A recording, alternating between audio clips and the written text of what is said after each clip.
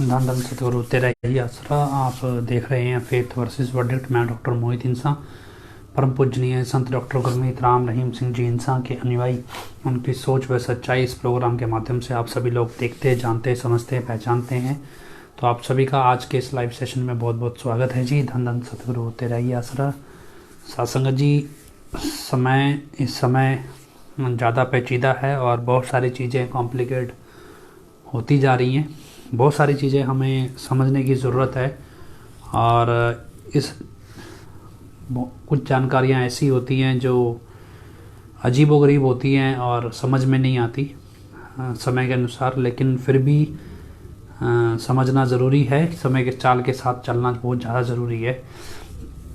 तो कुछ जानकारियाँ हमारे पास हैं, कुछ हम आपसे साझी करेंगे और कुछ आपके पास हों तो हमें ज़रूर बताइएगा।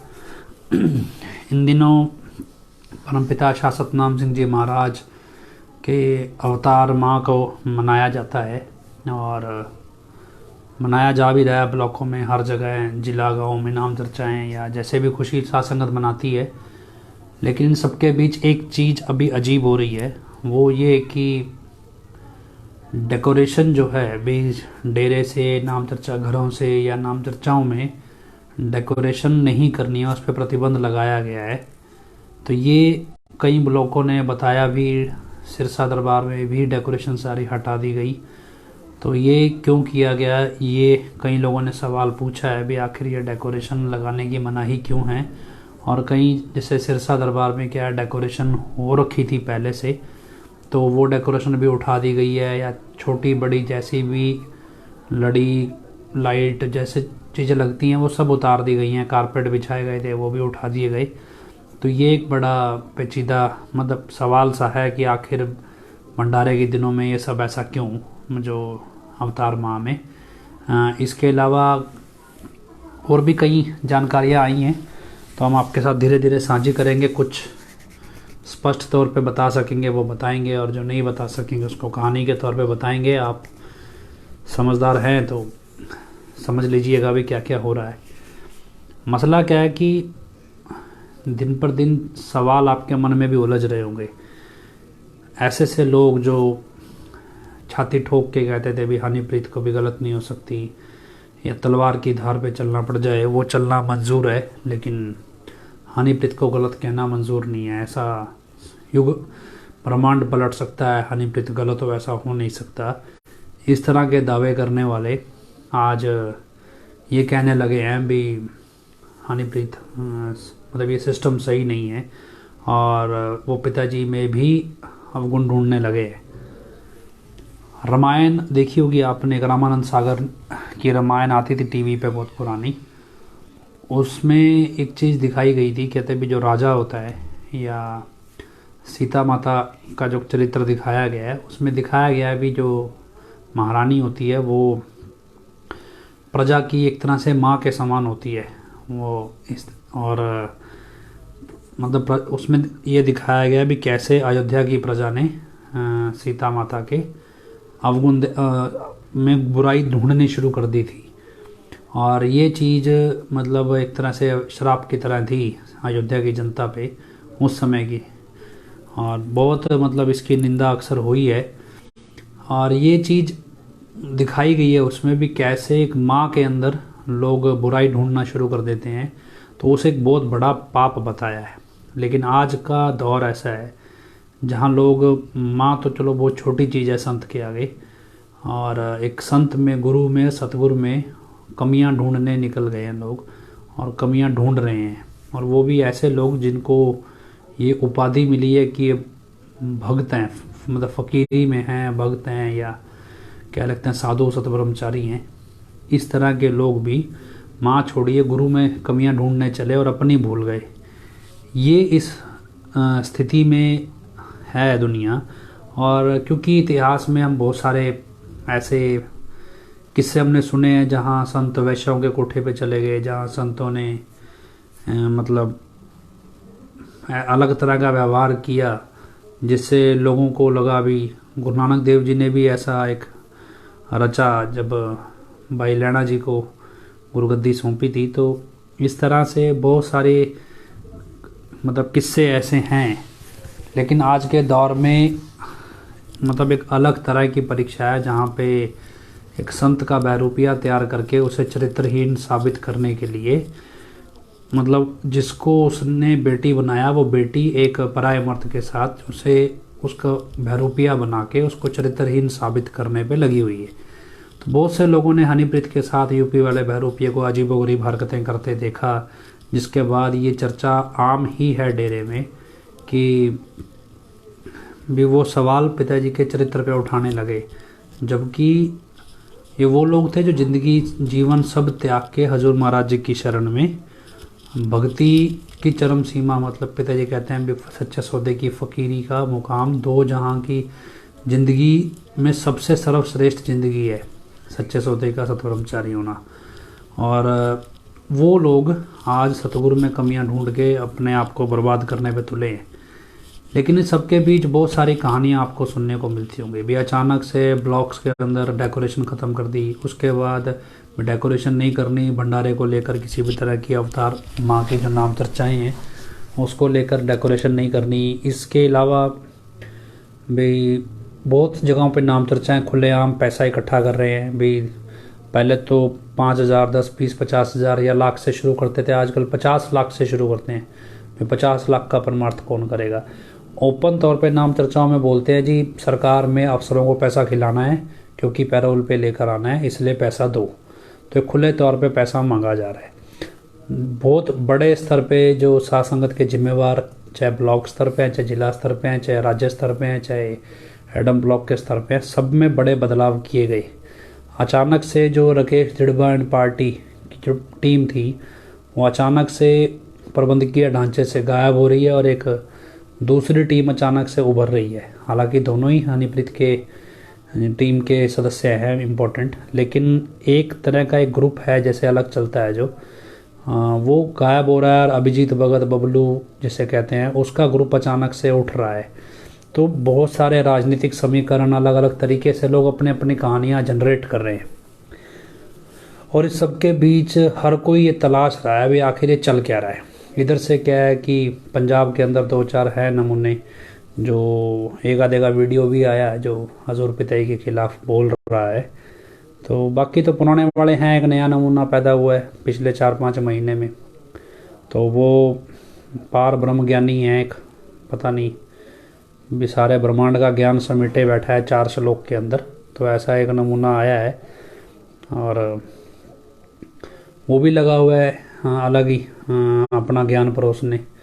तो क्या है कि रेस लगी है। तो मैं आपको कुछ किस्से सुनाता हूँ। उस किस्से के बाद देखो चीज़ें जितनी स्पष्ट तौर पे मैं बोल सकता हूँ उतनी बोल दूँगा, बाकी का आपका अनुमान आपको लगाना पड़ेगा। बोलने को स्पष्ट बोली जा सकती हैं लेकिन मुझे नहीं लगता कि ये सही समय है स्पष्ट तरीके से बोलने का, लेकिन इतना है कि आप समझ जाएंगे भी क्या बोलना चाह रहे हैं। तो क्या है कि मैं खुद एक बार ये एक ना नांदेड़ है, महाराष्ट्र में नांदेड़ जगह है, हाँ शहर है शायद। तो वहाँ पे गुरुद्वारा है, हजूर साहब कहते हैं उसे। उसके आसपास कहीं 10-15 गुरुद्वारे बने हुए हैं लगभग 10 किलोमीटर के एरिया में। उसमें गुरुद्वारा है, उस गुरुद्वारे का नाम है माल टेकड़ी साहिब। अगर आप गूगल पे देखेंगे मैप्स में तो गुरुद्वारा माल टेकड़ी साहिब ऐसा कुछ छोटा सा गुरुद्वारा है। वो गुरुद्वारा कहते हैं ऐतिहासिक है और उस गुरुद्वारे के बाहर एक बोर्ड लगा है।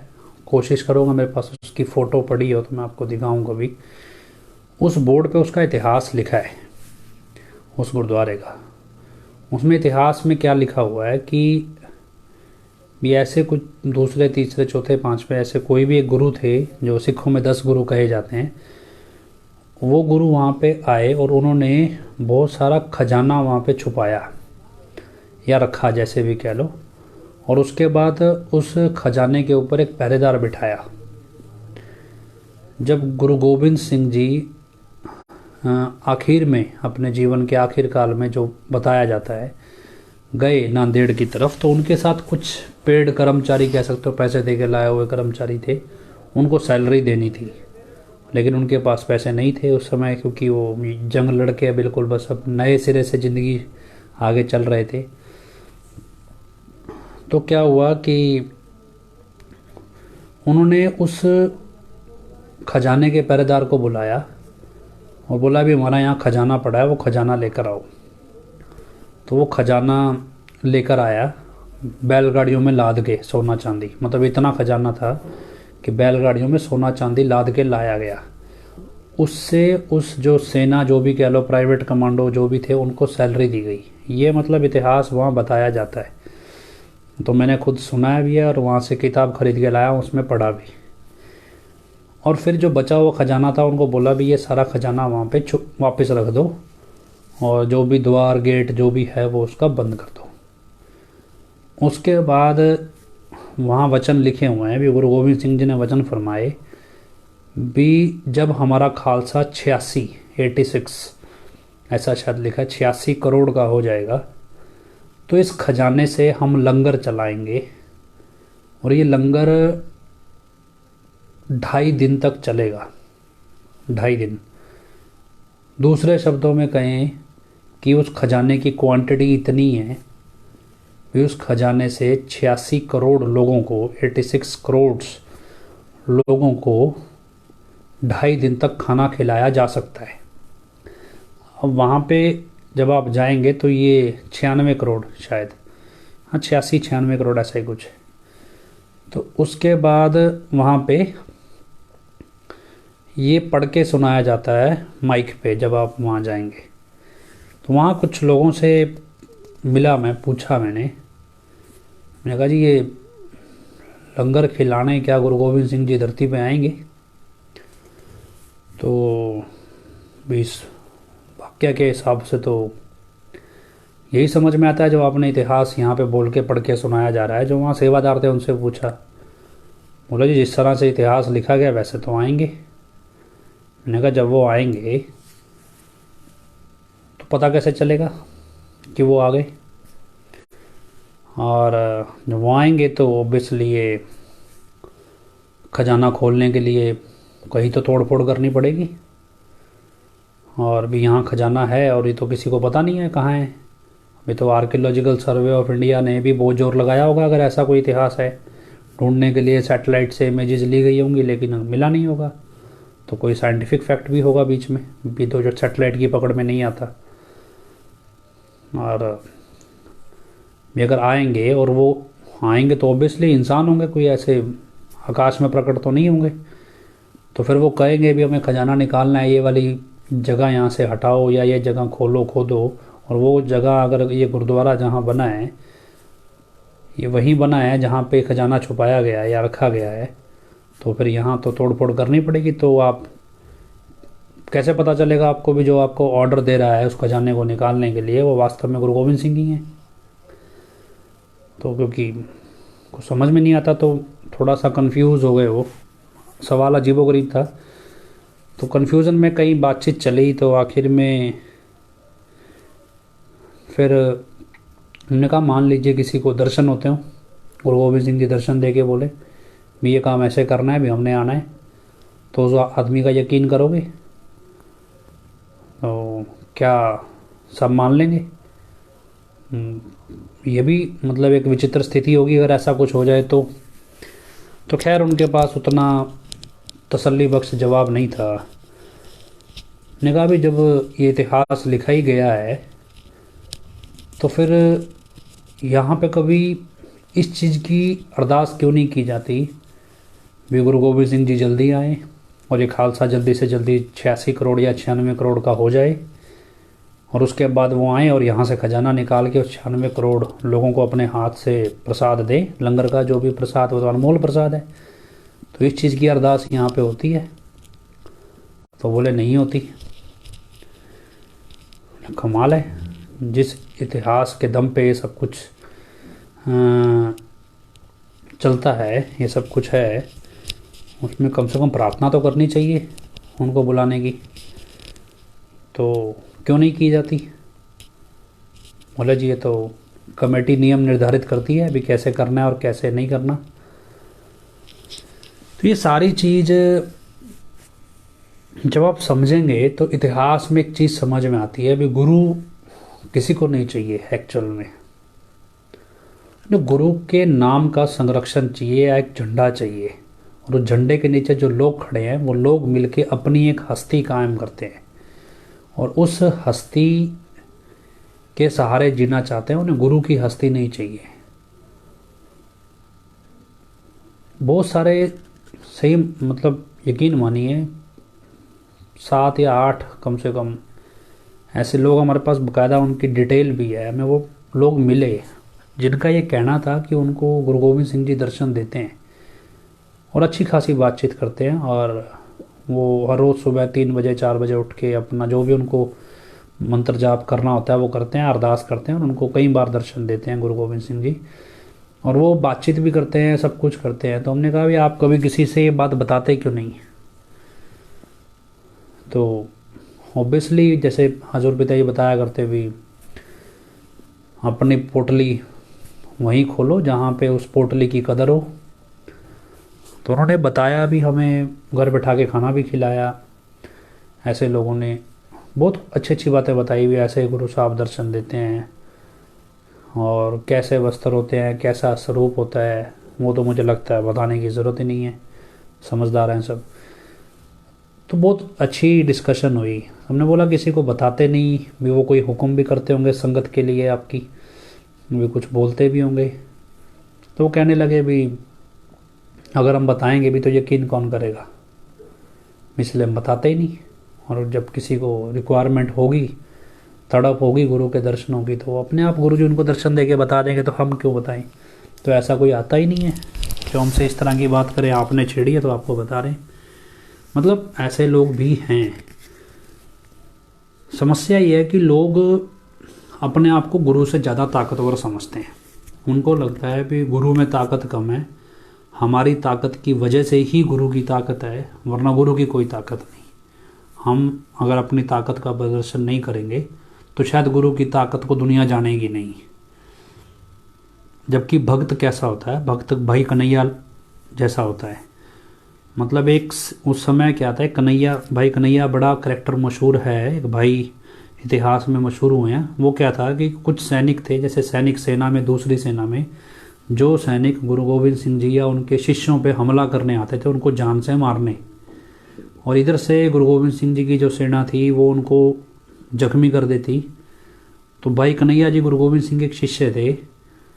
वो शिष्य वो क्या करते, वो जख्मी, जो दुश्मन सेना के जख्मी सैनिक थे उनको भी पानी पिलाया करते, उनका उपचार करते थे। तो अब जो गुरु गोविंद सिंह जी की सेना के लोग थे वो गुरु गोविंद सिंह जी से शिकायत करने लगे भी ये तो दुश्मन की मदद करता है भाई कन्हैया। तो उस टाइम तो भाई कन्हैया, तो बाद में उनको सम्मान दिया गया, कन्हैया जी कह लीजिए, भी दुश्मन की मदद करता है, अभी इसको देखो समझाओ। तो गुरु गोविंद सिंह जी ने पूछा भी आप मदद क्यों करते हो दुश्मन सेना की, आपकी शिकायत आई है? बोले जी मुझे तो दुश्मन की सेना में भी आपका स्वरूप दिखाई देता है और आपकी सेना में भी दिखाई देता है, मेरे लिए तो दोनों एक बराबर हैं, उसमें दोनों में आपका स्वरूप है। तो अब इस बात का कोई जवाब नहीं था गुरु गोविंद सिंह जी की सेना के पास। तो इसलिए भाई कन्हैया जी का करैक्टर बड़ा मशहूर हुआ। आज की डेट में क्या है, हालात ऐसे ही हैं। जो हालात हैं और जो आगे साजिशें चल रही हैं, जो प्लानिंग्स चल रही हैं, जितनी हमारी जानकारी में आती हैं, उसके अनुसार एडम ब्लॉक का ख़ात्मा होना ही होना है। जो सरकार अपने लेवल पे, एजेंसियां कह लो, बहुत सारे तरीके अलग अलग लोग काम कर रहे हैं। तो क्या है कि थोड़ी बहुत जानकारी आपको मिल जाए, वो इंटेलिजेंस वाले सूंघते हुए आपके पास आ जाएंगे भी हमें भी दे दो।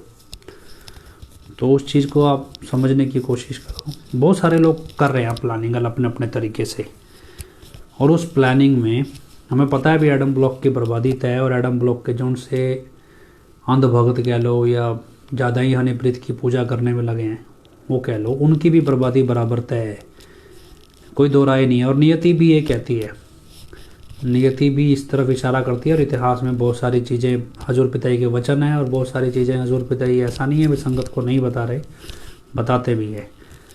लेकिन क्या है कि शिष्य का या भक्ति मार्ग पे चलने वाले लोगों का फ़र्ज़ है कि वो इंसानियत की राह पे हर किसी का भला सोचे, चाहे वो दोस्त हो या दुश्मन हो, जो भी हो, क्योंकि इंसानियत का मतलब ही यही है भी, कोई भी दुख दर्द हो जैसे भी है, लेकिन गुरु की निगाह में हमें सच्चा रहना है भी। जब हमें चीज़ों का आभास था या हमें पिताजी ने जिस तरह भी चीज़ें दिखाई या दिखा रहे हैं, तो हमारा फ़र्ज़ था कि हम साथ संगत को आगाह करें और साथ संगत उसमें बचना चाहे तो बचे, अगर कुएं में गिरना चाहे तो गिरे। क्योंकि कल को गुरु हमसे बोले भी ठीक है, नियति ने जो लिखा था, लेकिन जब तुम्हें पता था कि मानवता का विनाश होगा या मानवता पे खतरा है, तो तुमने अपना कर्म क्यों नहीं किया। तो हमारा धर्म है अपना कर्म करना। दो तरीके से चीज़ों को समझना। सच्ची घटना से आपको आज की साजिशों को समझना पड़ेगा। रुमाल छू एक गेम हुई थी डेरे में, रुमाल छू, उसमें बड़े टीमें बनाई गई, सब कुछ हुआ। तो उसमें क्या था, अभी एक नियम रखा गया भी कोई भी ड्रग्स लेके गेम नहीं खेल सकता। तो लोगों ने अपनी अपनी टीम बनाई, उसमें हनीप्रीत ने भी अपनी टीम बनाई थी। तो ये सच्ची घटना है। और लेकिन क्या है, अभी वो डोप टेस्ट सिर्फ बाकी लोगों की टीमों के होते थे, लेकिन हनीप्रीत की टीम का डोप टेस्ट नहीं होता था। क्यों नहीं होता था वो आप सबको समझ अब तो आई गई होगी। तो एक मैच होना था और उस मैच में एक प्लेयर ने स्टेरॉयड का इंजेक्शन ले लिया। हनीप्रीत की टीम के एक प्लेयर ने स्टेरॉयड का इंजेक्शन ले लिया। सामने दूसरी टीम भी खेलने को तैयार थी, या यूँ कह लो एक ही प्लेयर की शायद बात है, उसने इंजेक्शन ले लिया टाइम से पहले। पिताजी को कोई काम पड़ गया, पिताजी मैच देखने आया करते, पिताजी न्यूट्रल थे, अंपायर की तरह या खेल सरपंच जैसे आपने वीडियोस देखे होंगे वैसे बैठ के मैच देखते थे। तो पिताजी को काम पड़ गया, तो वो मैच हो गया कैंसिल। अब जो इस स्टेरॉयड के इंजेक्शन की असलियत जानते हैं भी ये कैसे काम करता है, तो जो गेम्स वाले प्लेयर हैं जो इस तरह के इंजेक्शन लेते हैं, उनको उस इंजेक्शन के बाद खेलना या अपना शरीर तोड़ना बहुत ज़रूरी है, वरना वो इंजेक्शन उनकी मौत का कारण बन जाता है। अब उस प्लेयर को होगी परेशानी कि भाई इंजेक्शन तो ले लिया, मैच हो गया कैंसिल, अब मैं क्या करूं। तो उसने एक समझदार किसी बंदे को पकड़ा भी, ऐसे ऐसे मैंने इंजेक्शन ले लिया, अभी मेरे को बचाओ। तो उस प्लेयर ने क्या किया, उसके पकड़ के उसका हाथ पकड़ के उसके ट्रैक के राउंड कटवाए और कई लोगों ने मिलकर फिर उसकी मदद की और उसने लगभग 37 राउंड ट्रैक के निकाले उस इंजेक्शन के असर को ख़त्म करने के लिए। फिर 3 लोगों के साथ वो घुला मिला कुश्ती की, तब जाके इसके इंजेक्शन का असर थोड़ा कम हुआ और वो नॉर्मल हो पाया। प्रॉब्लम ये है कि वो 37 राउंड वो कुश्ती वो मैच का हिस्सा नहीं थे। आज की डेट में भी बहुत सारे खिलाड़ी मैच खेलने को तैयार हैं और मैच से पहले स्टेरॉयड के इंजेक्शन लिए बैठे हैं। प्रॉब्लम यह है कि मैच हो ही नहीं पा रहा। अब वो इंजेक्शन तो लिए बैठे हैं, मैच हो नहीं पा रहा, तो ग्राउंड के बाहर उनको इंजेक्शन का असर ख़त्म करना है। अब अगर आपको उनके साथ कुश्ती लड़नी है सिर्फ उनका इंजेक्शन का असर ख़त्म करने के लिए, तो उस कुश्ती को मैच का हिस्सा मत समझ लेना। समझदार हो, इशारा काफ़ी है। वो कुश्ती मैच नहीं है जिसे आप भक्ति मार्ग पे कुर्बानी के रास्ते पे समझने लगो। तो बहुत सारे लोग इंजेक्शन लिए बैठे हैं, तो आपको सावधान होकर चलने की ज़रूरत है। दूसरा एक किस्सा और सुनाते हैं, वो भी सच्ची घटना पे। क्या हुआ कि वो हमारे से ही संबंधित है, मतलब मैं उसमें साक्षी हूँ।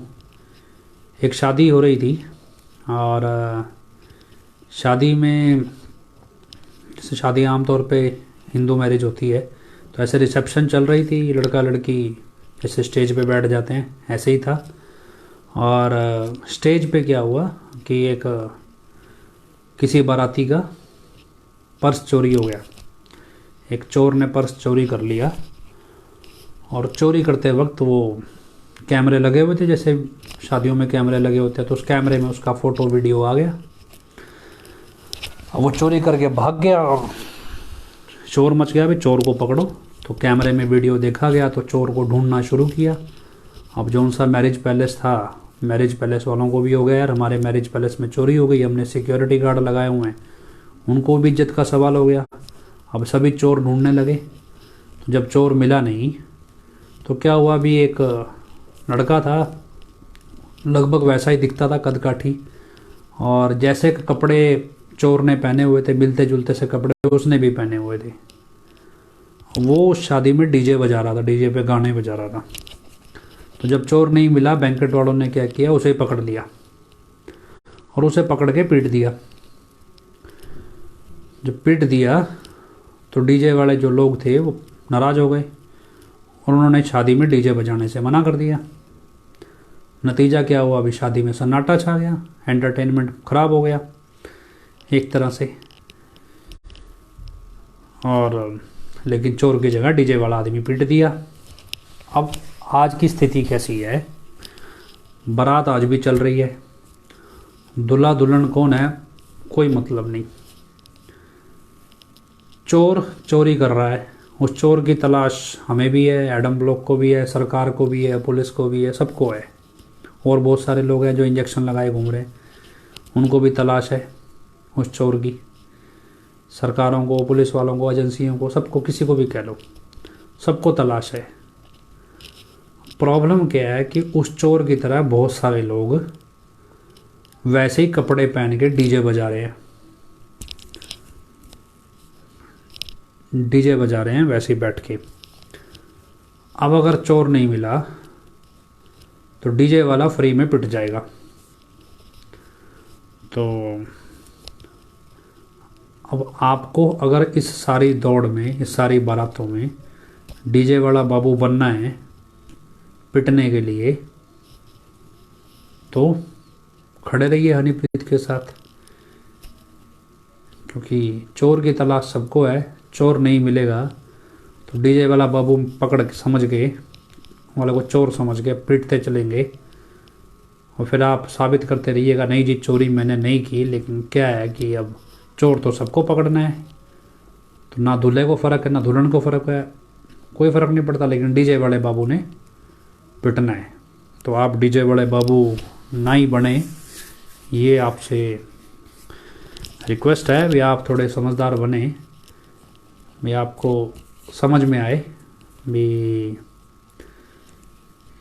क्या हो रहा है क्या नहीं हो रहा है। और यही स्थिति यहाँ पे है कि यहाँ पे कौन किसका दुश्मन है, कौन किसको मारने में लगा है, कौन किसको चोर साबित कर दे, कौन किसको मतलब डीजे वाला बना दे, कौन टीका लगाए घूम रहा है भी मेरा नशा उतारो, और वो बिना मतलब आपको नुकसान पहुंचाए या आपके साथ धक्के से आउट ऑफ द ग्राउंड जाके मैच खेलने लगे, कुश्ती लड़ने लगे। तो बहुत सारी चीज़ें हैं। खेल का सरपंच कौन है, खेल खेल कौन रहा है, तो नीचे से लेके ऊपर तक सबका तमाशा चल रहा है अपना अपना। बस अब ये है कि क्या होगा क्या नहीं होगा, ये तो सब मालिक जाने। एक आखिरी किस्सा सुनाते हैं, फिर हम बेन वीरपाल कौर को लाइन पे लेंगे। हाल ही में ना एक मुक्तसर पंजाब में एक शहर है मुक्तसर के नाम से, लेकिन उसका पूरा नाम बोलते हैं श्री मुक्तसर साहिब। हम मुक्तसर, पंजाबी वालों को तो समझ आता है, आप हिंदी वाले जो हिंदी भाषी हैं मुक्तसर को पढ़ेंगे तो उसको असली में पढ़ा जाता है मुक्त सर, मुक्त और उसके बाद सर, तो मुक्तसर पढ़ा जाता है। इंग्लिश में लिखेंगे MUKTSAR, ऐसे मुक्तसर। असल में उसका नाम मुक्तसर क्यों है, गुरु गोविंद सिंह जी को जब उनके किले में घेर लिया गया तो काफ़ी दिनों तक वो भूखे रहे, राशन पानी ख़त्म हो गया। तो उनमें से कुछ 30-40 लोग ऐसे थे जिनका एक लीडर था महासिंह। वो कहता जी गुरु जी के साथ रहेंगे तो मारे जाएंगे, भूखे ही मार जाएंगे। उन्होंने बोला जी हम तो छोड़ के जाएंगे, हम नहीं आपके साथ रहते, मरना थोड़े ही है, भूखे मर जाएंगे। तो वो गुरु गोविंद सिंह जी ने कहा भी ऐसा अगर छोड़ के जाना चाहो तो कागज़ पे लिख कर दे दो भी आप हमारे गुरु नहीं, हम आपके शिष्य नहीं। तो अब उन्होंने लिख कर दे दिया। जब लिख कर दिया तो वो 40 लोग चले गए छोड़ के, 40 लोग थे। जब वो गए तो उनके घर में जो महासिंह था उसकी वाइफ थी, उसका नाम था भागकौर। तो उसको देखा भी गुरु गोविंद सिंह जी को छोड़ा है ये, तो जब उनको दिक्कत थी तो मुसीबत में उनका साथ छोड़ा है। तो उन्होंने उनको बड़ा ताने मैंने कसे और माता भाग कौर खुद युद्ध के मैदान में गुरु गोविंद सिंह जी का साथ देने निकल पड़ी। और आज उनको माई भागो के नाम से बड़ा फेमस है, उनका नाम जाना जाता है। लेकिन उसके बाद वो 40 लोग दोबारा से आए और जहाँ मुक्तसर है शहर मुक्तसर, वहाँ पे उन्होंने गुरु गोविंद सिंह जी के साथ लड़ाई लड़ी, गुरु गोविंद सिंह जी की तरफ से दुश्मनों के साथ लड़ाई लड़ी। और लेकिन वो 40 के 40 लोग शहीद हो गए उसमें, उस लड़ाई में। तो चलो इसका रिलेवेंट नहीं, पर आगे किस्सा साथ में अटैच बताते हैं। कहते हैं जब महासिंह था वो सारे मर गए, लेकिन महासिंह जीवित रहा। महासिंह जीवित रहा कर गुरु गोविंद सिंह जी वहाँ पहुँच गए। भाई तुम कैसे? वो कहता जी मेरे को ये मुग़ल मार देते हैं और मरने के बाद मैं, क्योंकि मेरे को आपने नाम शब्द दिया हुआ, मेरे को सचखंड जाना है, तो मैं सचखंड के द्वार पे पहुंच जाता हूँ। पर वहाँ पे कहते हैं भी यहाँ तो गुरु के बिना एंट्री नहीं है। वहाँ पे लगा हुआ है मेरा वो कागज़ लिख कर दिया हुआ कि आप हमारे गुरु नहीं, हम आपके शिष्य नहीं। वो कागज़ लटका हुआ है जी वहाँ पर। मेरे को फिर वापस भेज देते हैं, मैं फिर जिंदा हो जाता हूँ। इधर मुग़ल मेरे को फिर मार देते हैं, मैं फिर वहाँ जाता हूँ। तो सचखंड में कहते हैं जी यहाँ तो गुरु के बिना एंट्री नहीं है। तो ऐसा है जी, आप मुझे माफ़ करो, हमारा वो कागज़ फाड़ दो जिस पे लिखा है कि तुम हमारे गुरु, आप हमारे गुरु नहीं, हम आपके शिष्य नहीं। तो गुरु गोविंद सिंह जी कहते हैं, मुस्कुरा के कहने लगे भी देख हमने इतनी लड़ाइयाँ लड़ी और लेकिन ये कागज़ हमने अब तक संभाल के रखा, क्योंकि हमें मालूम था भी जब तुम मर के ऊपर सचखंड जाओगे तो एंट्री मिलेगी नहीं हमारे बिना। तो एंट्री चाहिए तो ये कागज़ का फटना ज़रूरी है, तो इसलिए हमने कागज़ संभाल के रखा। अभी अब जैसे ही उन्हें अरदास कीजिए कागज़ फाड़ो ताकि मेरे को सचखंड में एंट्री मिले और आप मेरे को सचखंड लेकर चलो। तो गुरु गोविंद सिंह जी ने वो कागज़ फाड़ दिया और वो उसको पंजाबी में बेदावा कहते हैं, और वो सचखंड पहुंच गए जो महासिंह। लेकिन भक्ति को जो समझते हैं, रूहानियत को, वो इस चीज़ को किसी और नज़रिए से देखते हैं। क्योंकि आनंदपुर साहिब के बाद एक चमकौर की गढ़ी नाम का एक युद्ध हुआ और उस युद्ध में गुरु गोविंद सिंह जी के जो बेटे थे, बड़े बेटे 2 थे, वो भी शहीद हो गए। उनके साथ और भी जो लोग थे वो शहीद हो गए, काफ़ी लोग। और जो उनका परिवार था उसके बाद वो बिछड़ गया, अलग हो गया, और वो दीवारों में उनके छोटे बच्चे चिनवा दिए गए। ये सब हिस्ट्री आती है। कहते हैं भी जब मुक्तसर वाली जगह जब गुरु गोविंद सिंह जी ने आगे जाना था तो उनके पास सेना नहीं थी, और उस सेना में वो 40 लोग ही बाद में काम आए। तो भक्ति जो करने वाले लोग हैं वो ये समझते हैं भी संत की रमज को कोई समझ नहीं सकता। भी जैसे उन्होंने ही उनको, कहते हैं भी उन्होंने ही गुरु को, और गुरु गोविंद सिंह जी ने ही उनको ये अंदर से प्रेरणा दी, वो गए छोड़ के, और बाद में कैसे वही लोग बाद में गुरु गोविंद सिंह जी की सेवा में फिर हाजिर हुए। तो ये कहते हैं मैं गुरु संत की रमज थी, उन्होंने ही खेल खेला और उन्होंने ही ये सब अपनी माया रची, और ताकि वो 40 लोग बाद में अगली जंग में काम आ सकें। इस तरह से उनका ही खेल रचाया हुआ खेल था। लेकिन इतिहास में फिर भी वो महानता नहीं मानी जाती उन 40 लोगों की जितनी बाकियों की मानी जाती है। हाँ, मानी उनकी भी जाती है, ऐसा नहीं है, पर फिर भी एक कहते हैं भी ये ना प्रेम के धागे में गांठ पड़ी हुई है, वो गांठ की तरह देखा जाता है। आज की स्थिति में जब हम देखते हैं भी इन सारी चीज़ों को, नकली वाले का आना, ये सब कुछ करना, और आज की डेट में जो प्लानिंग्स चलती हैं उस प्लानिंग्स में भी कुछ ऐसा ही है। ऐसा लगता है जैसे हजूर पिताजी ने ही इनका ही बुद्धि भ्रष्ट की हो, इन्होंने ये नकली वाला ड्रामा किया, फिर ये समझ आने लगा लोगों के, फिर ये इस तरह से पिताजी का कैरेक्टर डाउन करने लगे। धीरे धीरे जो समझदार सत्संगी थे वो समझते समझते, हालांकि वो इस बात से पीछे हट रहे हैं, ये देख के भी गुरु जी का सब मतलब पिताजी का स्वभाव बदल गया, वो ये मान के पीछे हट रहे हैं। जो पक्के सेवादार या अपने आप को कट्टर विश्वासी, दृढ़ विश्वासी समझते हैं, वो ये सोच के पीछे हट रहे हैं कि जी हमारा दृढ़ विश्वास है जी ये है, पर इस बार तो गुरु जी गलत हो गए। पर हमें ऐसा लगता है, जैसा जितनी हमारी अकल है समझ आता है भी ये पिताजी का ही खेल है। भी बहाने से जितने भी लोगों ने थोड़ी बहुत भी सेवा ईमानदारी से की है यहाँ पे भी, वो सारे सेवादार बहाने से नकली वाले को करेक्टरलेस समझ के, जैसे भी पिताजी किसी भी रूप में वो पिताजी को कई अवगुण मान के वो एक बार डेरे एडम ब्लॉक का साथ देने से पीछे हट रहे हैं, और भविष्य में ये चीज़ कहाँ कैसे होगी ये पता नहीं। हालांकि उनका इस तरह से ये इस सोच के साथ पीछे हटना उनकी भक्ति के प्रेम की डोर में गांठ बांधने जैसा है, अगर वो दोबारा वापस आते हैं तो। लेकिन हमें कुछ ऐसी चीज़ें महसूस होती हैं। तो कुल मिला के आपको ये चीज़ बार बार हम बता दें कि सिचुएशन कुछ ऐसी ही है।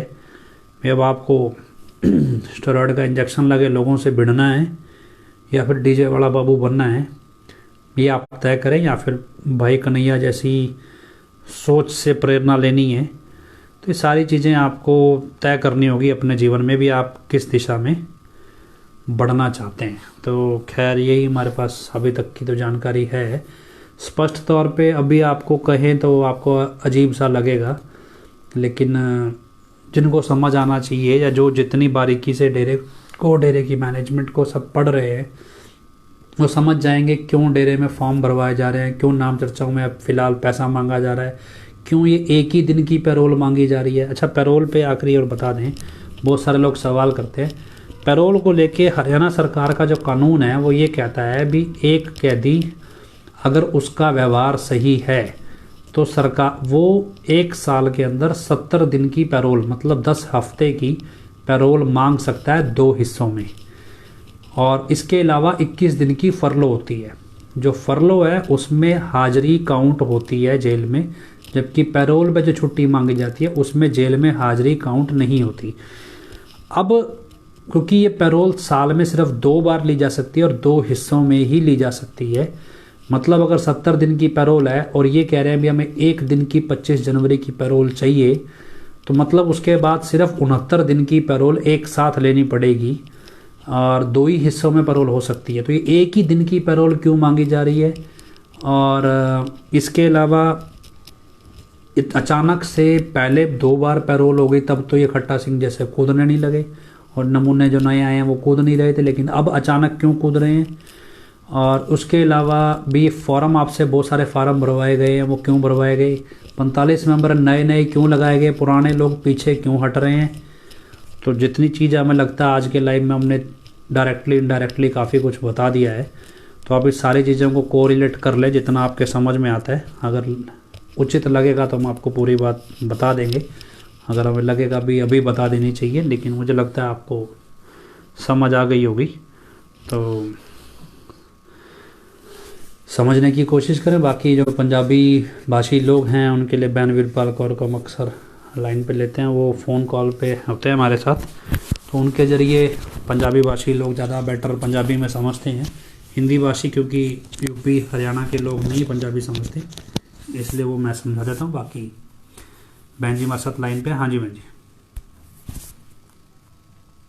1 मिनट। बहुत ही प्यारे सतगुरु जी की प्यारी प्यारी संगत जी, धन धन सतगुरु तेरा ही आसरा। गुरु प्यारी साध संगत जी, जिवें परम पिता जी दे भी पहला वचन सी ते हजूर पिता जी भी इन्हां वचनां नूं दोहराउंदे रहे कि जो समा लंघ गया वो अच्छा है, जो दिन लंघ गया वो अच्छा है, आने वाला जिहड़ा समा है वो भयानक ही आ रहा है। ये आपां देख ही रहे हैं कि हर रोज जिहड़ा समा वो किवें बदल रहा है। आने वाला समा बहुत ज्यादा खतरनाक ते भयानक समा ਰਹੂਗਾ, क्योंकि ये च आपां ये नहीं है जिवें गुरु पिता जी भी कहंदे हुंदे सी भी आपां कोई डरा रहे हैं। इतिहास दे विच ही बहुत कुछ लिखिया होया है, वो सारियां घटनावां सेम ही मतलब घट रही हैं। ते गुरु पिता जी दे भी ये वचन है भी तुरे नाल लगे रह जाणगे, ਉਹੀ बचणगे। बाकी ਜਿਹੜੇ 2 पुरां दे विच कलयुग जदों खत्म होਊਗਾ ते लोकां नूं पीस देਊਗਾ।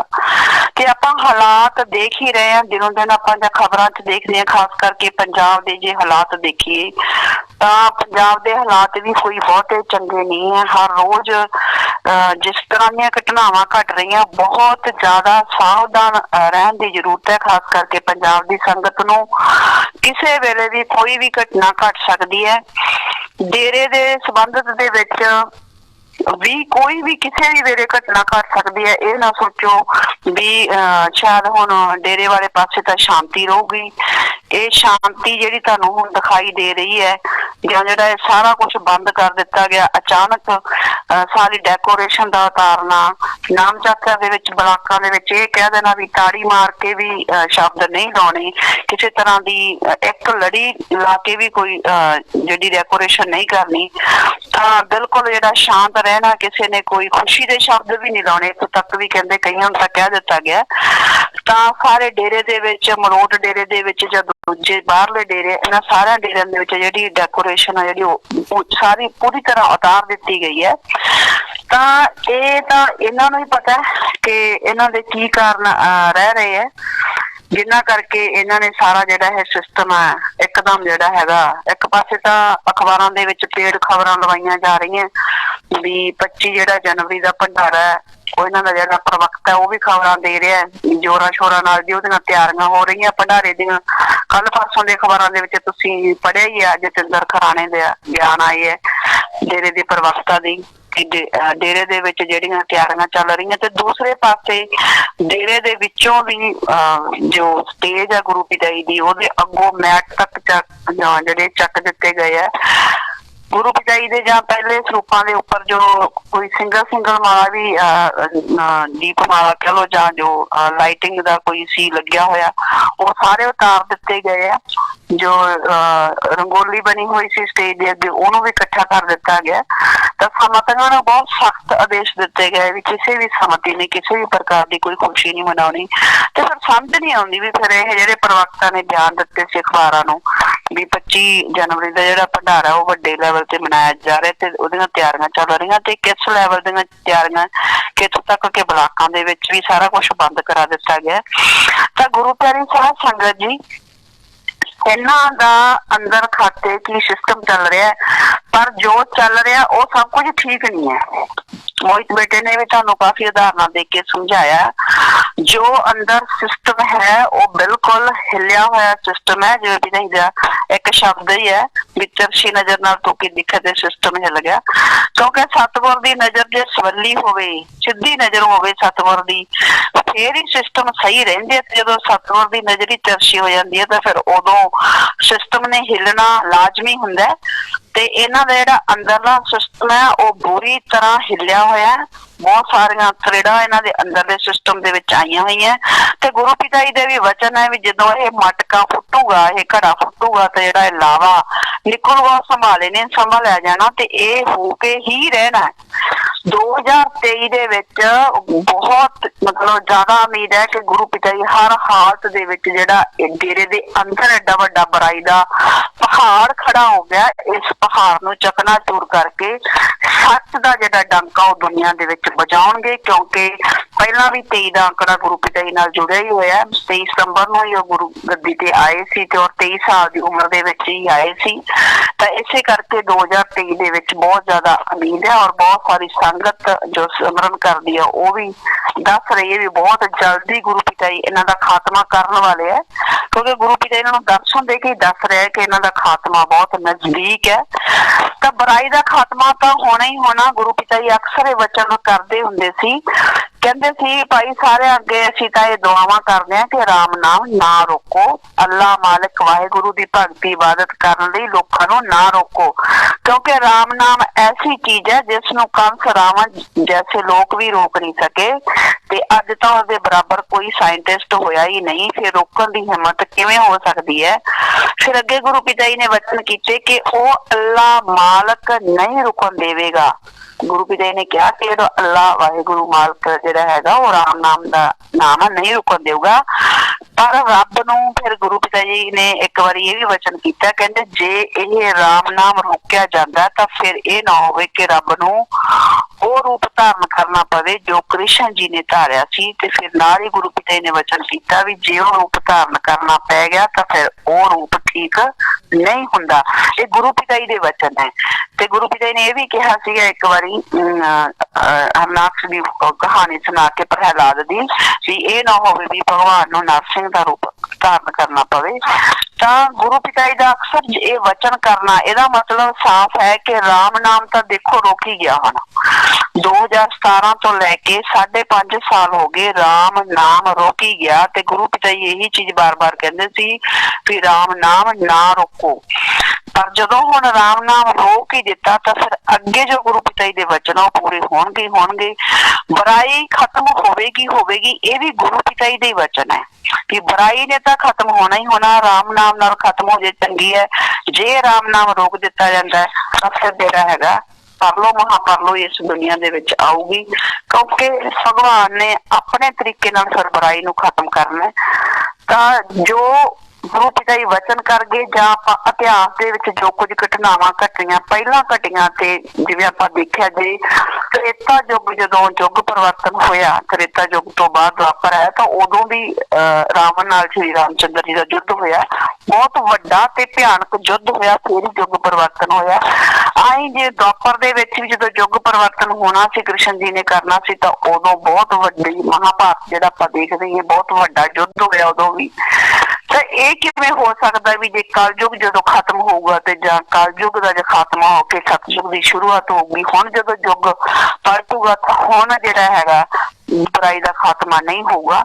ਤਾਂ ਗੁਰੂ ਪਿਆਰੇ ਸਾਧ ਸੰਗਤ ਜੀ ਇਹ ਤਾਂ ਸਾਰੀਆਂ ਘਟਨਾਵਾਂ ਹੋ ਕੇ ਹੀ ਰਹਿਣੀਆਂ। ਬੁਰਾਈ ਜਿੰਨੀ ਜ਼ਿਆਦਾ ਡੇਰੇ ਦੇ ਅੰਦਰ ਫੈਲ ਗਈ ਨਾ, ਬਾਹਰ ਤਾਂ ਚਲੋ ਫੈਲੀ ਹੈ ਪਰ ਡੇਰੇ ਦੇ ਅੰਦਰ ਵੀ ਬਹੁਤ ਜ਼ਿਆਦਾ ਬੁਰਾਈ ਫੈਲ ਗਈ। ਕਿਉਂਕਿ ਗੁਰੂ ਪਿਤਾ ਜੀ ਕਹਿੰਦੇ ਹੁੰਦੇ ਸੀ, ਇਹਨਾਂ ਨੂੰ ਅਕਸਰ ਹੀ ਹੱਥ ਜੋੜ ਕੇ ਬੇਨਤੀਆਂ ਕਰਦੇ ਸੀ ਵੀ ਭਾਈ ਤੁਸੀਂ ਬੁਰਾਈ ਛੱਡ ਦੋ, 3 ਵਚਨਾਂ 'ਚ ਰਹਿ ਕੇ ਆਪਣਾ ਸਿਮਰਨ ਕਰੋ, ਭਗਤੀ ਕਰੋ। ਵੀ ਕਲਯੁੱਗ ਹੈ ਇਹ ਘੋਰ ਕਲਯੁੱਗ ਹੈ। ਜੇ ਤੁਸੀਂ 3 ਵਚਨਾਂ 'ਚ ਰਹਿ ਕੇ ਦ੍ਰਿੜ ਵਿਸ਼ਵਾਸ ਰੱਖ ਕੇ ਸਿਮਰਨ ਭਜਨ ਕਰੋਗੇ ਤਾਂ ਪਾਵਰ ਪੱਛੀ ਕਿਸੇ ਚੀਜ਼ ਦੀ ਕਮੀ ਤੁਹਾਨੂੰ ਤਾਂ ਕੀ ਤੁਹਾਡੀਆਂ ਕੁਲਾਂ ਨੂੰ ਵੀ ਨਹੀਂ ਰਹੂਗੀ। ਤੇ ਜੇ ਤੁਸੀਂ ਇਹ ਨਹੀਂ ਬੁਰਾਈ ਛੱਡੋਗੇ ਤਾਂ ਫਿਰ ਦੂਸਰੇ ਪਾਸੇ ਵੀ ਗੁਰੂ ਪਿਤਾ ਜੀ ਕਹਿੰਦੇ ਹੁੰਦੇ ਸੀ ਮਾਮਲਾ ਤਿਆਰ ਹੀ ਹੈ ਤਾਂ ਫਿਰ ਭਗਤਾਂ ਲਈ ਤਿਆਰ ਹੀ ਰਹੋ। ਤਾਂ ਗੁਰੂ ਪਿਆਰੀ ਸਾਧ ਸੰਗਤ ਜੀ ਜਿਹੜੇ ਇਹ ਵਚਨ ਗੁਰੂ ਪਿਤਾ ਜੀ ਕਰਦੇ ਸੀ, ਸੰਗਤ ਸੋਚਦੀ ਸੀ ਸ਼ਾਇਦ ਬਾਹਰ ਦੇ ਲੋਕਾਂ ਨੂੰ ਗੁਰੂ ਪਿਤਾ ਜੀ ਵਚਨ ਕਰਦੇ ਆ, ਪਰ ਨਹੀਂ, ਇਹ ਵਚਨ ਉਹਨਾਂ ਲੋਕਾਂ ਨੇ ਹੁੰਦੇ ਸੀ ਜਿਹੜੇ ਸੁਣਦੇ ਸੀ, ਜਿਹੜੇ ਗੁਰੂ ਪਿਤਾ ਜੀ ਨੂੰ ਆਪਣਾ ਗੁਰੂ ਧਾਰਨ ਜਿਨ੍ਹਾਂ ਨੇ ਕੀਤਾ ਹੋਇਆ ਸੀ, ਜਿਨ੍ਹਾਂ ਨੇ ਗੁਰੂ ਪਿਤਾ ਜੀ ਤੋਂ ਨਾਮ ਸ਼ਬਦ ਲਿਆ ਹੋਇਆ ਸੀ। ਇਹ ਸਾਰੇ ਵਚਨ ਉਹਨਾਂ ਲਈ ਹੁੰਦੇ ਸੀ। ਜੇ ਗੁਰੂ ਪਿਤਾ ਜੀ ਇਹ ਕਹਿੰਦੇ ਸੀ ਜੇ ਉਹਨਾਂ ਦਾ ਕੋਈ ਕਾਲ ਹੈ ਤਾਂ ਸਾਡਾ ਵੀ ਦਿਆਲ ਹੈ, ਇਹ ਕਾਲ ਤੇ ਦਿਆਲ ਦਾ ਜਿਹੜਾ ਹੈਗਾ ਆਪਸੀ ਝੜ ਹੈ, ਤਾਂ ਤੁਸੀਂ ਆਪਣਾ ਸੇਵਾ ਸਿਮਰਨ ਕਰੋ। ਤਾਂ ਕਾਲ ਦੇ ਜਿਹੜੇ ਨੁਮਾਇੰਦੇ ਉਹ ਵੀ ਡੇਰੇ ਦੇ ਅੰਦਰ ਹੀ ਬੈਠੇ ਹੋਏ ਸੀ, ਇਹ ਨਹੀਂ ਸੀ ਕਿ ਪਿਤਾ ਜੀ ਕਿਸੇ ਬਾਹਰਲੇ ਨੂੰ ਕਹਿੰਦੇ ਸੀ, ਕਿਉਂਕਿ ਕਾਲ ਦੇ ਨੁਮਾਇੰਦੇ ਜਿਵੇਂ ਪਰਮ ਪਿਤਾ ਜੀ ਦੇ ਵਚਨ ਸੀ ਕਿ 40 ਕਬੀਰਾਂ ਵਾਲੀ ਕਹਾਣੀ ਇੱਥੇ ਬਣੀ ਪਈ ਹੈ, ਤਾਂ ਉਹ ਵੀ ਕਾਲ ਮਹਾਕਾਲ ਨੇ ਹੀ ਖੜੇ ਕੀਤੇ ਹੋਏ ਸੀ। ਤਾਂ ਗੁਰੂ ਪਿਆਰੀ ਸਾਧ ਸੰਗਤ ਜੀ ਇਹ ਜਿਹੜਾ ਸਾਰਾ ਸਿਸਟਮ ਹੈ, ਇਹ ਮਤਲਬ ਪਰਮਾਤਮਾ ਜਦੋਂ ਇਸ ਧਰਤੀ ਤੇ ਆਉਂਦਾ, ਜਦੋਂ ਉਹਦਾ ਅਵਤਾਰ ਕੋਈ ਨਾ ਕੋਈ ਇਸ ਧਰਤੀ ਤੇ ਆਉਂਦਾ, ਹੁਣ ਤਾਂ ਕੁੱਲ ਮਾਲਕ ਆਪ ਧਰਤੀ ਤੇ ਆਏ ਹੋਏ ਆ, ਤਾਂ ਉਹਨਾਂ ਨੇ ਸਾਰਾ ਵਿਧੀ ਦਾ ਵਿਧਾਨ ਆਪਣਾ ਬਣਾਇਆ ਹੀ ਹੋਇਆ। ਸਾਡਾ ਕੀ ਫਰਜ਼ ਹੈ, ਅਸੀਂ ਆਪਣਾ ਜਿਹੜਾ ਸੇਵਾ ਸਿਮਰਨ ਜਿੰਨਾ ਵੀ ਸਾਡੇ ਤੋਂ ਜਿਵੇਂ ਹੋ ਸਕਦਾ ਸਿਮਰਨ ਗੁਰੂ ਪਿਤਾ ਜੀ ਦੇ ਵਚਨਾਂ ਵੀ ਘੱਟੋ ਘੱਟ ਅੱਧਾ ਘੰਟਾ ਸੁਬਾਹ ਸ਼ਾਮ ਅਸੀਂ ਜ਼ਰੂਰ ਕਰੀਏ। ਜਿੰਨਾ ਕਰਨੀ ਤਾਂ ਫਿਰ ਪਿਤਾ ਜੀ ਨੇ ਬਾਅਦ ਚ ਕਹਿੰਦਾ ਸੀ ਇਕਾਗਰ ਚਿੱਤ ਹੋ ਕੇ ਬਿਲਕੁਲ ਜੇ ਤੁਸੀਂ ਇਕੱਲਾ ਸਤਿਗੁਰ ਵੱਲ ਧਿਆਨ ਲਾ ਕੇ 15 ਮਿੰਟ ਵੀ ਸਿਮਰਨ ਕਰ ਲੈਂਦੇ ਤਾਂ ਉਹ ਵੀ ਕਈ ਘੰਟਿਆਂ ਤੋਂ ਵੱਧ ਕੇ ਜਿਹੜਾ ਹੈਗਾ ਉਹਦਾ ਫਲ ਮਿਲਦਾ ਹੈ। ਅਸੀਂ ਆਪਦਾ ਸਿਮਰਨ ਕਰੀਏ, ਗੁਰੂ ਪਿਤਾ ਜੀ ਦੇ ਅੱਗੇ ਅਰਦਾਸ ਕਰੀਏ ਕਿ ਇਹ ਸਤਿਗੁਰ ਦਿਆਨੇ ਰਹਿਮਤ ਕਰੋ ਕਿ ਜਿਹੜਾ ਐਡਾ ਵੱਡਾ ਬੁਰਾਈ ਦਾ ਪਹਾੜ ਡੇਰੇ ਦੇ ਅੰਦਰ ਖੜਾ ਹੋ ਗਿਆ, ਇਹਨਾਂ ਨੂੰ ਤੁਸੀਂ ਚਕਨਾ ਚੂਰ ਕਰੋ, ਸੱਚ ਦਾ ਡੰਕਾ ਵਜਾਓ। ਸਾਡਾ ਫਰਜ਼ ਬਣਦਾ ਹੈ ਅਸੀਂ ਆਪਣੇ ਗੁਰੂ ਪਿਤਾ ਜੀ ਦੇ ਅੱਗੇ ਅਰਦਾਸ ਕਰੀਏ, ਇਹ ਬੇਨਤੀ ਕਰੀਏ। ਤਾਂ ਅਰਦਾਸ ਮਨਜ਼ੂਰ ਵੀ ਸਤਿਗੁਰ ਜ਼ਰੂਰ ਕਰਦਾ ਹੈ। ਤੇ ਦੂਸਰਾ ਅਸੀਂ ਸਾਵਧਾਨ ਖੁਦ ਵੀ ਰਹਿਣਾ ਔਰ ਦੂਜੀ ਸਾਧ ਸੰਗਤ ਨੂੰ ਵੀ ਕਰਨਾ ਹੈ, ਕਿਉਂਕਿ ਕਿਸੇ ਵੀ ਵੇਲੇ ਕੋਈ ਵੀ ਘਟਨਾ ਨੂੰ ਇਹ ਲੋਕ ਅੰਜਾਮ ਦੇ ਸਕਦੇ ਆ। ਜਿਸ ਤਰੀਕੇ ਨਾਲ ਇਹਨਾਂ ਦੇ ਲੱਛਣ ਚੱਲ ਰਹੇ ਆ, ਜਿਸ ਤਰੀਕੇ ਦੇ ਨਾਲ ਇਹਨਾਂ ਨੇ ਸਾਰਾ ਸਿਸਟਮ ਚੇਂਜ ਕੀਤਾ ਬਲਾਕਾਂ ਦੇ ਵਿੱਚ, ਤੁਹਾਨੂੰ ਯਾਦ ਹੋਊ 2017 ਤੋਂ ਪਹਿਲਾਂ ਵੀ ਸਾਰਾ ਕੁਝ ਇਹੀ ਹੋਇਆ ਸੀ। 2016 ਦੇ ਵਿੱਚ 15-16 ਦੇ ਵਿੱਚ ਹੀ ਇਹਨਾਂ ਨੇ ਸਾਰੇ ਜਿਹੜੇ ਜ਼ਿੰਮੇਵਾਰ ਸੀ ਬਲਾਕਾਂ ਦੇ ਬਦਲੇ ਸੀ, ਉਵੇਂ ਸੇਮ ਹੀ ਹੁਣ ਫੇਰ ਹੋ ਰਿਹਾ। ਜਿਹੜੀਆਂ ਘਟਨਾਵਾਂ 2017 ਤੋਂ ਪਹਿਲਾਂ ਹੋਈਆਂ ਉਦੋਂ ਤਾਂ ਆਪਾਂ ਨੂੰ ਕਿਸੇ ਗੱਲ ਦਾ ਪਤਾ ਨਹੀਂ ਸੀ, ਬਹੁਤ ਸਾਰੀਆਂ ਜਿਹੜੀਆਂ ਗੱਲਾਂ ਉਹ ਦੁਬਾਰਾ ਦੁਹਰਾਈਆਂ ਜਾ ਰਹੀਆਂ। ਇਸੇ ਕਰਕੇ ਇਸ ਚੀਜ਼ ਤੇ ਵੱਡਾ ਮਤਲਬ ਸ਼ੱਕ ਕੀਤਾ ਜਾ ਰਿਹਾ ਹੈ ਕਿ ਇਹ ਕਿਸੇ ਵੀ ਵੇਲੇ ਕੋਈ ਵੀ ਘਟਨਾ ਘਟਾ ਸਕਦੇ ਹੈ, ਦੂਸਰਾ ਪੰਚਕੂਲਾ ਕਦੋਂ ਵੀ ਇਹ ਬਣਾ ਸਕਦੇ ਆ। ਇਸ ਕਰਕੇ ਆਪਣੀ ਟੀਮ ਨੇ ਖੁਦ ਤਾਂ ਸਾਵਧਾਨ ਰਹਿਣਾ ਹੀ ਰਹਿਣਾ ਤੇ ਭਾਈ ਕਨਈਆ ਦੀ ਤਰ੍ਹਾਂ ਆਪਾਂ ਦੂਜਿਆਂ ਨੂੰ ਵੀ ਬਚਾਉਣਾ। ਜਿਹੜੀ ਸਾਡੀ ਸਾਧ ਸੰਗਤ, ਖਾਸ ਕਰਕੇ ਭੋਲੀ ਸਾਧ ਸੰਗਤ ਹੈ, ਉਹਨਾਂ ਨੂੰ ਜ਼ਰੂਰ ਹੁਸ਼ਿਆਰ ਕਰੋ ਵੀ ਇਹ ਤਾਂ ਬੁਰਾਈ ਨੇ ਤਾਂ ਖਤਮ ਹੋਣਾ ਹੀ ਹੋਣਾ ਹੈ, ਤੇ ਜੇ ਤੁਸੀਂ ਇਹਨਾਂ ਦੇ ਨਾਲ ਹੀ ਐ ਲੱਗ ਕੇ ਰਹੋਗੇ ਤਾਂ ਨਾਲ ਤੁਸੀਂ ਵੀ ਆਟੇ ਦੇ ਪੜੇਥਾਂ ਲੱਗਣ ਵਾਲੀ ਗੱਲ ਹੋ ਜਾਂਦੀ ਹੈ। ਗੁਰੂ ਪਿਤਾ ਜੀ ਦੇ ਵਚਨ ਹੀ ਹੈ, ਫਿਰ ਬੁਰਾਈ ਦਾ ਸਾਥ ਜਿਹੜੇ ਦੇਣਗੇ ਫਿਰ ਉਹਨਾਂ ਦਾ ਵੀ ਸਰਵਨਾਸ਼ ਤਾਂ ਹੋਣਾ ਹੀ ਹੋਣਾ। ਤਾਂ ਸਾਡੀ ਇਹ ਟੀਮ ਪੂਰੀ ਕੋਸ਼ਿਸ਼ ਕਰੇ ਕਿ ਆਪਾਂ ਸੰਗਤ ਨੂੰ ਸਮਝਾਓ, ਜਿੰਨੇ ਕੋਈ ਆਂਢ ਗੁਆਂਢ ਜਾਂ ਕੋਈ ਰਿਸ਼ਤੇਦਾਰ, ਆਪਾਂ ਆਪਦਾ ਫਰਜ਼ ਨਿਭਾਓ। ਜੇ ਨਹੀਂ ਮੰਨਦਾ ਫਿਰ ਵੀ ਕਿਵੇਂ, ਜਿਵੇਂ ਕਈ ਵਾਰੀ ਆਪਣੇ ਟੀਮ ਦੇ ਮੈਂਬਰ ਕਹਿਣ ਲੱਗ ਜਾਂਦੇ ਆ ਕਿ ਭੈਣ ਜੀ ਅਸੀਂ ਬਹੁਤ ਸਮਝਾਉਣੇ ਆ ਪਰ ਸੰਗਤ ਸਮਝਦੀ ਨਹੀਂ ਹੈ। ਨਾ ਸਮਝਣਾ ਉਹਨਾਂ ਦੀ ਮਰਜ਼ੀ ਹੈ। ਜਿਵੇਂ ਗੁਰੂ ਪਿਤਾ ਜੀ ਨੂੰ ਇੱਕ ਵਾਰੀ ਕਿਸੇ ਭੰਗੀ ਦਾਸ ਨੇ ਮੀਟਿੰਗ ਦੇ ਵਿੱਚ, ਜਦੋਂ ਸ਼ੁੱਕਰਵਾਰ ਮੀਟਿੰਗ ਹੁੰਦੀ ਸੀ ਤੇਰਾਵਾਦ ਦੇ ਵਿੱਚ, ਪਰਚੀ ਦਿੱਤੀ ਵੀ ਪਿਤਾ ਜੀ ਕਈ ਵਾਰੀ ਜਿਹੜੇ ਸੇਵਾਦਾਰ ਹੈ ਇਹੋ ਜਿਹੀ ਸੇਵਾ ਕਰਨ ਵਾਸਤੇ ਸਾਨੂੰ ਕਹਿ ਦਿੰਦੇ ਆ ਜਿਹਦੇ ਵਾਸਤੇ ਸਾਡਾ ਜਿਹੜੀ ਆਤਮਾ ਉਹ ਨਹੀਂ ਮੰਨਦੀ, ਤਾਂ ਅਸੀਂ ਫਿਰ ਉੱਥੇ ਕੀ ਕਰੀਏ। ਤਾਂ ਉੱਥੇ ਗੁਰੂ ਪਿਤਾ ਜੀ ਨੇ ਵਚਨ ਕੀਤੇ ਸੀ, ਕਹਿੰਦੇ ਬੇਟਾ ਜਿੰਨੇ ਵੀ ਇਹ ਸੇਵਾਦਾਰ ਬਣਾਏ ਆ ਇਹ ਸਿਰਫ ਇਨਸਾਨੀਅਤ ਦੀ ਭਲਾਈ ਵਾਸਤੇ ਅਸੀਂ ਬਣਾਏ ਆ।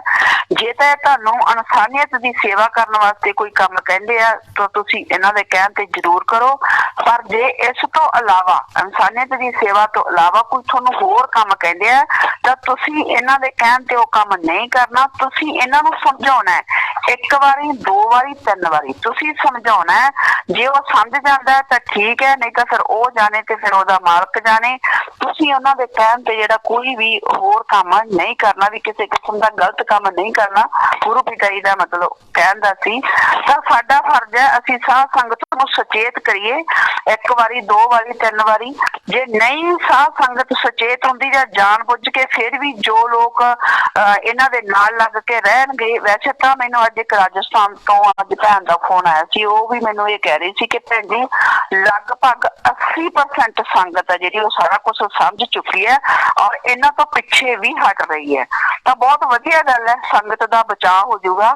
ਜਿਹੜੀ ਸੰਗਤ ਇਹਨਾਂ ਤੋਂ ਪਿੱਛੇ ਹਟ ਰਹੀ ਹੈ ਤੇ ਜਾਂ ਸਮਝ ਰਹੀ ਹੈ ਵੀ ਹਾਂ ਇਹ ਸਾਡਾ ਗੁਰੂ ਨਹੀਂ ਹੈ, ਤਾਂ ਬਹੁਤ ਹੀ ਇਹ ਵਧੀਆ ਗੱਲ ਹੋਊਗੀ, ਉਹਨਾਂ ਦਾ ਬਚਾਅ ਹੋਊਗਾ।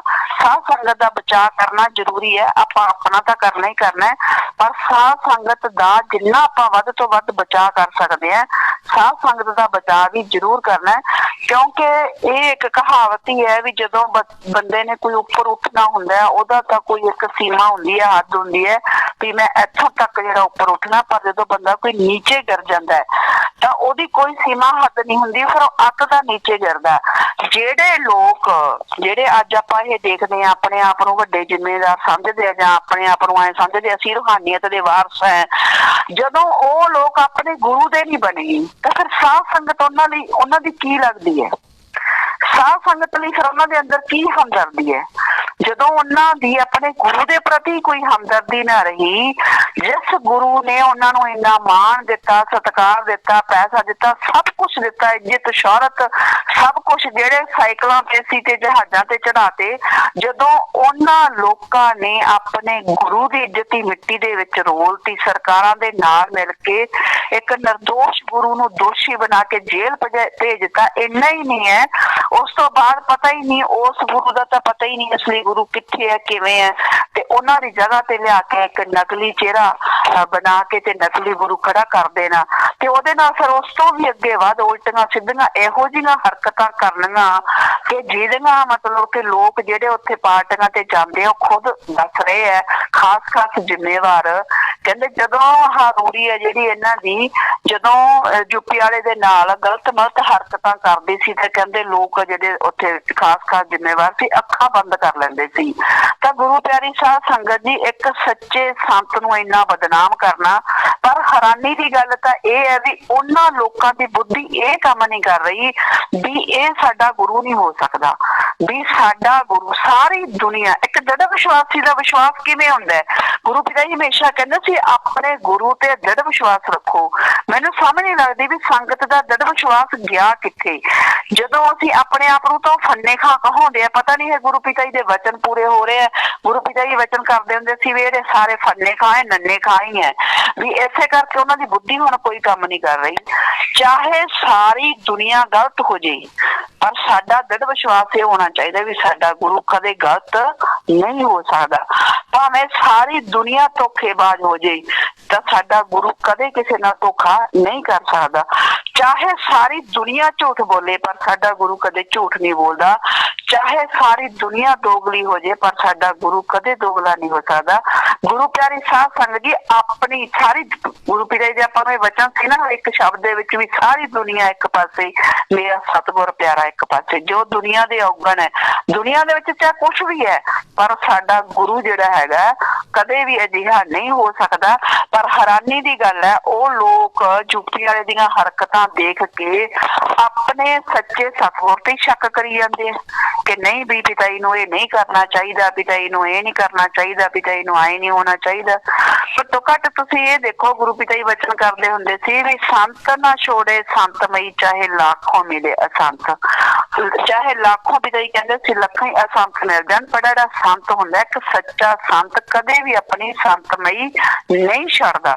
ਜਦੋਂ ਸੰਤਮਈ ਉਹ ਛੱਡਦਾ ਹੀ ਨਹੀਂ ਤੇ ਫਿਰ ਤੁਸੀਂ ਇਹ ਕਿਵੇਂ ਸੋਚ ਲਿਆ ਵੀ ਸਤਿਗੁਰ ਆਪਣੀ ਸੰਤਮਈ ਛੱਡ ਕੇ ਤੇ ਉਹਨਾਂ 2 ਕੋਡੀ ਦੀ ਜਨਾਨੀ ਦੇ ਪਿੱਛੇ ਲੱਗ ਕੇ ਕੋਈ ਗਲਤ ਹਰਕਤਾਂ ਕਰਨਗੇ। ਜਿਸ ਗੁਰੂ ਨੇ 23 ਸਾਲ ਦੀ ਉਮਰ ਦੇ ਵਿੱਚ ਆਪਣਾ ਸਾਰਾ ਘਰ ਪਰਿਵਾਰ ਛੱਡਤਾ, ਤੇ ਤੁਸੀਂ ਕੀ ਸੋਚਦੇ ਆ ਵੀ ਉਹ ਗੁਰੂ ਹੁਣ ਇੰਨੀਆਂ ਛੋਟੀਆਂ ਹਰਕਤਾਂ ਕਰੂਗਾ?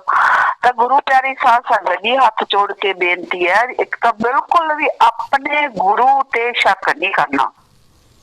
ਚਾਹੇ ਦੁਨੀਆ ਕੁਛ ਵੀ ਕਹਿੰਦੀ ਫਿਰੇ, ਚਾਹੇ ਜਿਹੜੇ ਇਹ ਲੋਕ ਹੈ ਜੋ ਅੱਗੇ ਵਾਲੇ ਲੋਕ ਆ, ਪਹਿਲਾਂ ਪਾਰਟੀਆਂ 'ਚ ਜਾਂਦੇ ਫਿਰ ਆ ਕੇ ਦੱਸਦੇ ਆ ਜੀ ਉੱਥੇ ਤਾਂ ਇਹ ਹੁੰਦਾ, ਉੱਥੇ ਤਾਂ ਇਹ ਹੁੰਦਾ। ਤਾਂ ਤੁਸੀਂ ਕਦੇ ਵੀ ਕਿਸੇ ਦੀ ਵੀ ਸੁਣ ਕੇ ਆਪਣੇ ਗੁਰੂ ਤੇ -% ਵੀ ਸ਼ੱਕ ਨਹੀਂ ਕਰਨਾ, ਕਿਉਂਕਿ ਉਹ ਇੱਕ ਸੱਚੇ ਸੰਤ ਹੈ, ਉਹ ਕੁੱਲ ਮਾਲਿਕ ਹੈ, ਉਹ ਪਾਰ ਬ੍ਰਹਮ ਪਰਮੇਸ਼ਵਰ ਹੈ। ਹਾਂ, ਕਿਸੇ ਵੀ ਗੱਲ ਦਾ ਉਹਨਾਂ ਦਾ ਕੋਈ ਰਾਜ ਹੋ ਸਕਦਾ ਹੈ, ਰਾਜ ਹੋ ਸਕਦਾ, ਜਿਵੇਂ ਡੁਪਲੀਕੇਟ ਤਿਆਰ ਕੀਤਾ ਇਹਨਾਂ ਦੀ ਬੁੱਧੀ, ਕਿਉਂਕਿ ਸੰਤ ਕਦੇ ਵੀ ਹੈ ਲੱਤ ਨਹੀਂ ਮਾਰਦਾ, ਕਹਿੰਦੇ ਮੱਤ ਮਾਰਦਾ। ਸੰਤ ਬੁੱਧੀ ਭ੍ਰਿਸ਼ਟ ਕਰਕੇ ਇਹਨਾਂ ਦੀ, ਤਾਂ ਇਹਨਾਂ ਤੋਂ ਕੁਛ ਵੀ ਕਰਵਾ ਸਕਦਾ। ਪਰ ਜੇ ਤੁਸੀਂ ਕਹੋ ਵੀ ਕੁੱਲ ਮਾਲਕ ਆਪ ਕੋਈ ਗਲਤੀ ਕਰੂਗਾ ਤਾਂ ਮਤਲਬ ਹੀ ਨਹੀਂ। ਗੁਰੂ ਪਿਤਾ ਜੀ ਕਦੇ ਕੋਈ ਗਲਤੀ ਨਹੀਂ ਕਰ ਸਕਦੇ। ਸਾਰੀ ਦੁਨੀਆ ਭਲਾ ਬਦਲ ਜੇ ਪਰ ਸੰਤ ਕਦੇ ਨਹੀਂ ਬਦਲਦੇ। ਸੰਤ ਆਪਣਾ ਰਸਤਾ ਨਹੀਂ ਬਦਲਦੇ। ਇਹ ਗੁਰੂ ਪਿਤਾ ਜੀ ਦੇ ਵਚਨ ਹੈ। ਤੁਸੀਂ ਆਪਣੇ ਗੁਰੂ ਪਿਤਾ ਜੀ ਤੇ ਦ੍ਰਿੜ ਵਿਸ਼ਵਾਸ ਰੱਖੋ, ਕਿਉਂਕਿ ਗੁਰੂ ਪਿਤਾ ਜੀ ਦੇ ਜੋ ਇਹ ਵਚਨ ਹੈ ਵੀ ਜਦੋਂ ਵੀ ਕਾਲ ਮਹਾਕਾਲ ਇਹ ਜਦੋਂ ਖਤਮ ਹੋਊਗਾ, ਕਾਲ ਜੋ ਖਤਮ ਹੋਊਗਾ, ਜਿਹੜੇ 3 ਵਚਨਾਂ ਦੇ ਪੱਕੇ ਹੋਣਗੇ, ਦ੍ਰਿੜ ਵਿਸ਼ਵਾਸੀ ਹੋਣਗੇ, ਥੋੜਾ ਬਹੁਤਾ ਸੇਵਾ ਸਿਮਰਨ ਕਰਦੇ ਹੋਣਗੇ, ਕਾਲ ਮਹਾਕਾਲ ਉਹਨਾਂ ਦਾ ਵਾਲ ਵੀ ਵਿੰਗਾ ਨਹੀਂ ਕਰ ਸਕਦਾ। ਆਉਣ ਵਾਲਾ ਸਮਾਂ ਬਹੁਤ ਜ਼ਿਆਦਾ ਭਿਆਨਕ ਸਮਾਂ ਆਉਣ ਵਾਲਾ ਹੈ। ਸਾਰੀ ਦੁਨੀਆ ਵਾਸਤੇ ਵੈਸੇ ਤਾਂ ਭਿਆਨਕ ਹੈ, ਤੇ ਪਰ ਸੱਚੇ ਸੌਦੇ ਦੀ ਸਾਧ ਸੰਗਤ ਵਾਸਤੇ ਵੀ ਭਿਆਨਕ ਸਮਾਂ ਆਉਣ ਵਾਲਾ ਹੈ। ਤਾਂ ਉਸ ਸਮੇਂ ਜੇ ਅਸੀਂ ਆਪਦਾ 3 ਵਚਨਾਂ ਤੇ ਪੱਕੇ ਰਵਾਂਗੇ, ਆਪਦੇ ਗੁਰੂ ਤੇ ਦ੍ਰਿੜ ਵਿਸ਼ਵਾਸ ਰੱਖਾਂਗੇ, ਤਾਂ ਹੀ ਜਿਹੜਾ ਉਹ ਵਚਨ ਪੂਰੇ ਹੋਣਗੇ ਕਿ ਕਾਲ ਮਹਾਕਾਲ ਸਾਡਾ ਬਾਲ ਵੀ ਵਿੰਗਾ ਨਹੀਂ ਕਰ ਸਕੂਗਾ। ਗੁਰੂ ਪਿਤਾ ਜੀ ਦੇ ਵਚਨ, ਚਾਹੇ ਜਿੰਨੀ ਮਰਜ਼ੀ ਪਰਲੋ ਆਵੇ, ਮਹਾਪਰਲੋ ਆਵੇ, ਰਾਮ ਨਾਮ ਨਾ ਰੁਕਿਆ ਤੇ ਨਾ ਰੁਕੇਗਾ। ਤੇ ਫਿਰ ਜਦੋਂ ਰਾਮ ਨਾਮ ਨਹੀਂ ਰੁਕ ਸਕਦਾ ਤੇ ਫਿਰ ਰਾਮ ਨਾਮ ਨੂੰ ਦੇਣ ਵਾਲੇ ਦੇ ਸੱਚੇ ਸੰਤ ਹੈ, ਉਹ ਵੀ ਕਦੇ ਖਤਮ ਨਹੀਂ ਹੋ ਸਕਦੇ, ਉਹਨਾਂ ਦਾ ਵਜੂਦ ਖਤਮ ਨਹੀਂ ਹੋ ਸਕਦਾ। ਪਰ ਜਿਸ ਤਰ੍ਹਾਂ ਦੇ ਨਾਲ ਇਹ ਜਿਹੜੀ ਰੂਹਾਨੀਅਤ ਦੀ ਵਾਕ ਆਪਣੇ ਆਪ ਨੂੰ ਕਹਿੰਦੀ ਹੈ, ਰੂੜੀ ਹੈ, ਜਾਂ ਜਿਹੜੇ ਇਹਦੇ ਚੇਲੇ ਹੈ, ਜਿਸ ਤਰੀਕੇ ਦੇ ਨਾਲ ਇਹ ਲੱਗੇ ਹੋਏ ਆ ਸੱਚੇ ਸੰਤਾਂ ਦਾ ਵਜੂਦ ਖਤਮ ਕਰਨ ਵਾਸਤੇ, ਇਹ ਬਹੁਤ ਹੀ ਖਤਰਨਾਕ ਹੈ। ਰੂਹਾਨੀਅਤ ਦੇ ਵਿੱਚ ਇਹ ਸਮਾਂ ਬਹੁਤ ਹੀ ਖਤਰਨਾਕ ਚੱਲ ਰਿਹਾ, ਕਿਉਂਕਿ ਇਸ ਤਰ੍ਹਾਂ ਸੱਚੇ ਸੰਤ ਨੂੰ ਬਦਨਾਮ ਕਰਨਾ, ਇਸ ਤਰ੍ਹਾਂ ਸੱਚੇ ਸੰਤਾਂ ਦਾ ਇੱਕ ਵਜੂਦ ਹੀ ਖਤਮ ਕਰ ਦੇਣਾ, ਜਾਂ ਇੱਕ ਸੱਚੇ ਸੰਤਾਂ ਤੇ ਕੌਸ਼ਨ ਮਾਰ ਕੇ ਖੜਾ ਕਰ ਦੇਣਾ, ਉਹਦੀ ਇੰਨੀ ਨਿੰਦਿਆ ਕਰਵਾ ਦੇਣਾ। ਤਾਂ ਗੁਰੂ ਪਿਆਰੀ ਸਾਧ ਸੰਗਤ ਜੀ, ਇਹ ਸਾਰਾ ਕੁਝ ਬਹੁਤ ਗਲਤ ਹੋ ਰਿਹਾ ਹੈ। ਬੁਰਾਈ ਆਪਣਾ ਜਿਹੜਾ ਹੈਗਾ ਕੰਮ ਕਰਦੀ ਜਾ ਰਹੀ ਹੈ, ਨਹੀਂ ਰੁਕ ਰਹੀ। ਤਾਂ ਜੋ ਅਛਾਈ ਹੈ ਫਿਰ 100 ਦਿਨ ਚੋਰ ਦਾ ਤੇ 1 ਦਿਨ ਸਾਧ ਦਾ। ਸਤਿਗੁਰ ਦਾ ਤਾਂ ਫਿਰ ਤੁਹਾਨੂੰ ਪਤਾ ਹੀ ਹੈ, ਗੁਰੂ ਪਿਤਾ ਜੀ ਨੇ ਜਿਵੇਂ ਫਿਲਮ ਦੇ ਵਿੱਚ ਵੀ ਕਿਹਾ, ਹੱਥ ਜੇ ਆਸ਼ੀਰਵਾਦ ਵਾਲਾ ਹੈ ਤਾਂ ਫਿਰ ਰਾਖਸ਼ ਤੇ ਗੁੰਡੇ ਵੀ ਭਗਤ ਬਣ ਜਾਂਦੇ ਆ। ਤੇ ਜੇ ਪਿਤਾ ਜੀ ਨੇ ਹੱਥ ਖੋਲ ਕੇ ਕਹਿਤਾ ਸੀ ਵੀ ਜੇ ਹੱਥ ਫਿਰ ਇਸ ਤਰ੍ਹਾਂ ਹੈ ਤਾਂ ਫਿਰ ਰਾਖਸ਼ ਵੀ ਤਰਾਹਿਮਾਮ ਕਰਦੇ ਆ। ਤਾਂ ਗੁਰੂ ਪਿਆਰੀ ਸਾਧ ਸੰਗਤ ਜੀ, ਹੱਥ ਬੰਦ ਦੇ ਵਿੱਚ ਤੇ ਖੋਲਣ ਦੇ ਵਿੱਚ ਸਿਰਫ 1 ਸਕਿੰਟ ਦਾ ਹੀ ਸਮਾਂ ਲੱਗਦਾ ਹੈ। ਤਾਂ 1 ਸਕਿੰਟ ਦੇ ਵਿੱਚ ਉਹ ਇੰਨੇ ਸਰਵ ਸਮਰੱਥ ਹੈ, ਸਰਵ ਸ਼ਕਤੀਮਾਨ ਹੈ ਕਿ 1 ਸਕਿੰਟ ਦੇ ਵਿੱਚ ਹੀ ਉਹ ਕੁਝ ਵੀ ਕਰ ਸਕਦੇ ਆ। ਤਾਂ ਇਸ ਕਰਕੇ ਇਸ ਚੀਜ਼ ਦਾ ਕਦੇ ਵੀ ਇੰਤਜ਼ਾਰ ਨਾ ਕਰੋ ਕਿ ਪਤਾ ਨਹੀਂ ਕਦੋਂ ਕਿਹੜੀ ਘਟਨਾ ਕਿਵੇਂ ਹੋ ਜਾਣੀ ਹੈ, ਵੀ ਪਤਾ ਨਹੀਂ ਕਦੋਂ ਹੋਊ ਜਾਂ ਨਾ ਹੋਊ। ਤਾਂ ਅਸੀਂ ਆਪਦਾ ਜੋ ਕਰਨਾ ਹੈ ਉਹ ਨਹੀਂ ਛੱਡਣਾ, ਅਸੀਂ ਸਾਧ ਸੰਗਤ ਨੂੰ ਵੀ ਅਲਰਟ ਕਰਦੇ ਰਹਿਣਾ ਔਰ ਅਸੀਂ ਖੁਦ ਵੀ ਜਿਹੜਾ ਪੂਰਾ ਚਕੰਨੇ ਰਹਿਣਾ, ਹੁਸ਼ਿਆਰ ਰਹਿਣਾ। ਸਾਨੂੰ ਕਿਤੋਂ ਵੀ ਕੋਈ ਵੀ ਜਾਣਕਾਰੀ ਮਿਲਦੀ ਹੈ ਤਾਂ ਜ਼ਰੂਰ ਜਿਹੜੀ ਸਾਂਝੀ ਕਰਨੀ ਹੈ ਤਾਂ ਕਿ ਆਪਾਂ ਸਾਧ ਸੰਗਤ ਨੂੰ ਦੱਸ ਸਕੀਏ, ਕਿਉਂਕਿ ਆਉਣ ਵਾਲੇ ਸਮੇਂ ਦੇ ਵਿੱਚ ਕੋਈ ਪਤਾ ਨਹੀਂ ਕਿਹੜੇ ਵੇਲੇ ਕਿੱਥੇ ਕਿਹੜੀ ਘਟਨਾ ਘਟ ਜਾਣੀ ਹੈ। ਤਾਂ ਗੁਰੂ ਪਿਆਰੀ ਸਾਧ ਸੰਗਤ ਜੀ, ਜਿਵੇਂ ਗੁਰੂ ਪਿਤਾ ਜੀ ਦੇ ਵਚਨ ਹੀ ਹੈ, ਇਹ ਨਾ ਸੋਚੋ ਵੀ ਸ਼ਾਇਦ ਜਿਵੇਂ ਹੁਣ ਇਹ ਯੂਪੀ ਵਾਲਾ ਫੇਰ ਕਹਿੰਦੇ ਵੀ ਆਉਂਦਾ ਜਾਂ ਕਿਵੇਂ ਹੈ, ਵੀ ਜਾਂ ਹੁਣ ਸਰਸੇ ਆ ਜੋ ਸਰਸੇ ਦਾ ਰੌਲਾ ਪੈ ਰਿਹਾ, ਸਰਸੇ ਦੇ ਵਿੱਚ ਸਿਰਫ ਸੱਚੇ ਸੰਤ ਹੀ ਆਉਣਗੇ। ਜੇ ਯੂਪੀ ਵਾਲਾ ਆਊਗਾ ਵੀ ਤਾਂ ਫਿਰ ਤੁਸੀਂ ਦੇਖੋਗੇ ਬੁਰਾਈ ਦਾ ਖਾਤਮਾ ਕਿਵੇਂ ਹੋਊਗਾ। ਗੁਰੂ ਪਿਤਾ ਜੀ ਦੇ ਜੋ ਵਚਨ ਹੈ ਨਾ, ਸੋਹਣਾ ਇਹ ਕਹਿ ਕੇ ਤੁਰ ਗਿਆ ਆਵਾਂਗਾ ਯਾਰ ਕੱਲ ਨੂੰ, ਕਿਆਮਤ ਦਾ ਸ਼ੋਰ ਕਰਸਾਂ ਫੜ ਕੇ ਤਲਵਾਰ ਕੱਲ ਨੂੰ। ਇਹ ਕਿਆਮਤ ਦਾ ਸ਼ੋਰ ਤਾਂ ਹੋਣਾ ਹੀ ਹੋਣਾ ਇੱਕ ਦਿਨ। ਇਹ ਤਾਂ ਜਿਹੜਾ ਇਸ ਬਿਨਾਂ ਤਾਂ ਹੁਣ ਬੁਰਾਈ ਜਿਹੜੀ ਹੈਗੀ ਰੁਕਣ ਵਾਲੀ ਨਹੀਂ ਹੈ, ਕਿਉਂਕਿ ਰਾਮ ਨਾਮ ਬੰਦ ਕਰਕੇ ਜੋ ਇਹਨਾਂ ਨੇ ਕੰਮ ਕਰਤਾ, ਬਹੁਤ ਰੂਹਾਨੀਅਤ ਦੇ ਹਿਸਾਬ ਨਾਲ ਬਹੁਤ ਖਤਰਨਾਕ ਪੰਗਾ ਇਹਨਾਂ ਨੇ ਗੁਰੂ ਨਾਲ ਲਿਆ। ਤੇ ਜੇ ਹੁਣ ਇਹਨਾਂ ਨੇ ਪੰਗਾ ਲਿਆ ਤੇ ਇਹਨਾਂ ਦਾ ਖਾਤਮਾ ਵੀ ਹੋਣਾ ਹੀ ਹੋਣਾ।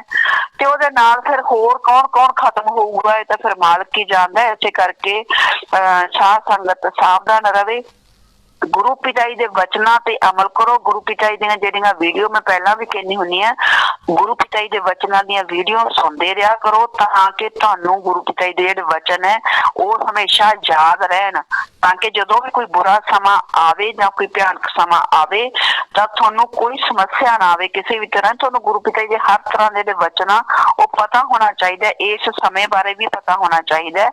ਤਾਂ ਗੁਰੂ ਪਿਆਰੀ ਸਾਧ ਸੰਗਤ ਜੀ, ਪਾਖੰਡ ਨਹੀਂ ਕਰਨਾ ਕਿਸੇ ਕਿਸਮ ਦਾ। ਭੰਗੀ ਦਾਸ ਤੇ 15 ਮੈਂਬਰ ਕਹਿੰਦੇ ਜਦੋਂ ਨਾਮ ਚਰਚਾ ਹੁੰਦੀਆਂ ਪੁੱਛਦੇ ਵੀ ਹੈ ਵੀ ਤੁਸੀਂ ਦੀਵਾ ਜਗਾਉਂਦੇ ਆ ਕਿ ਨਹੀਂ।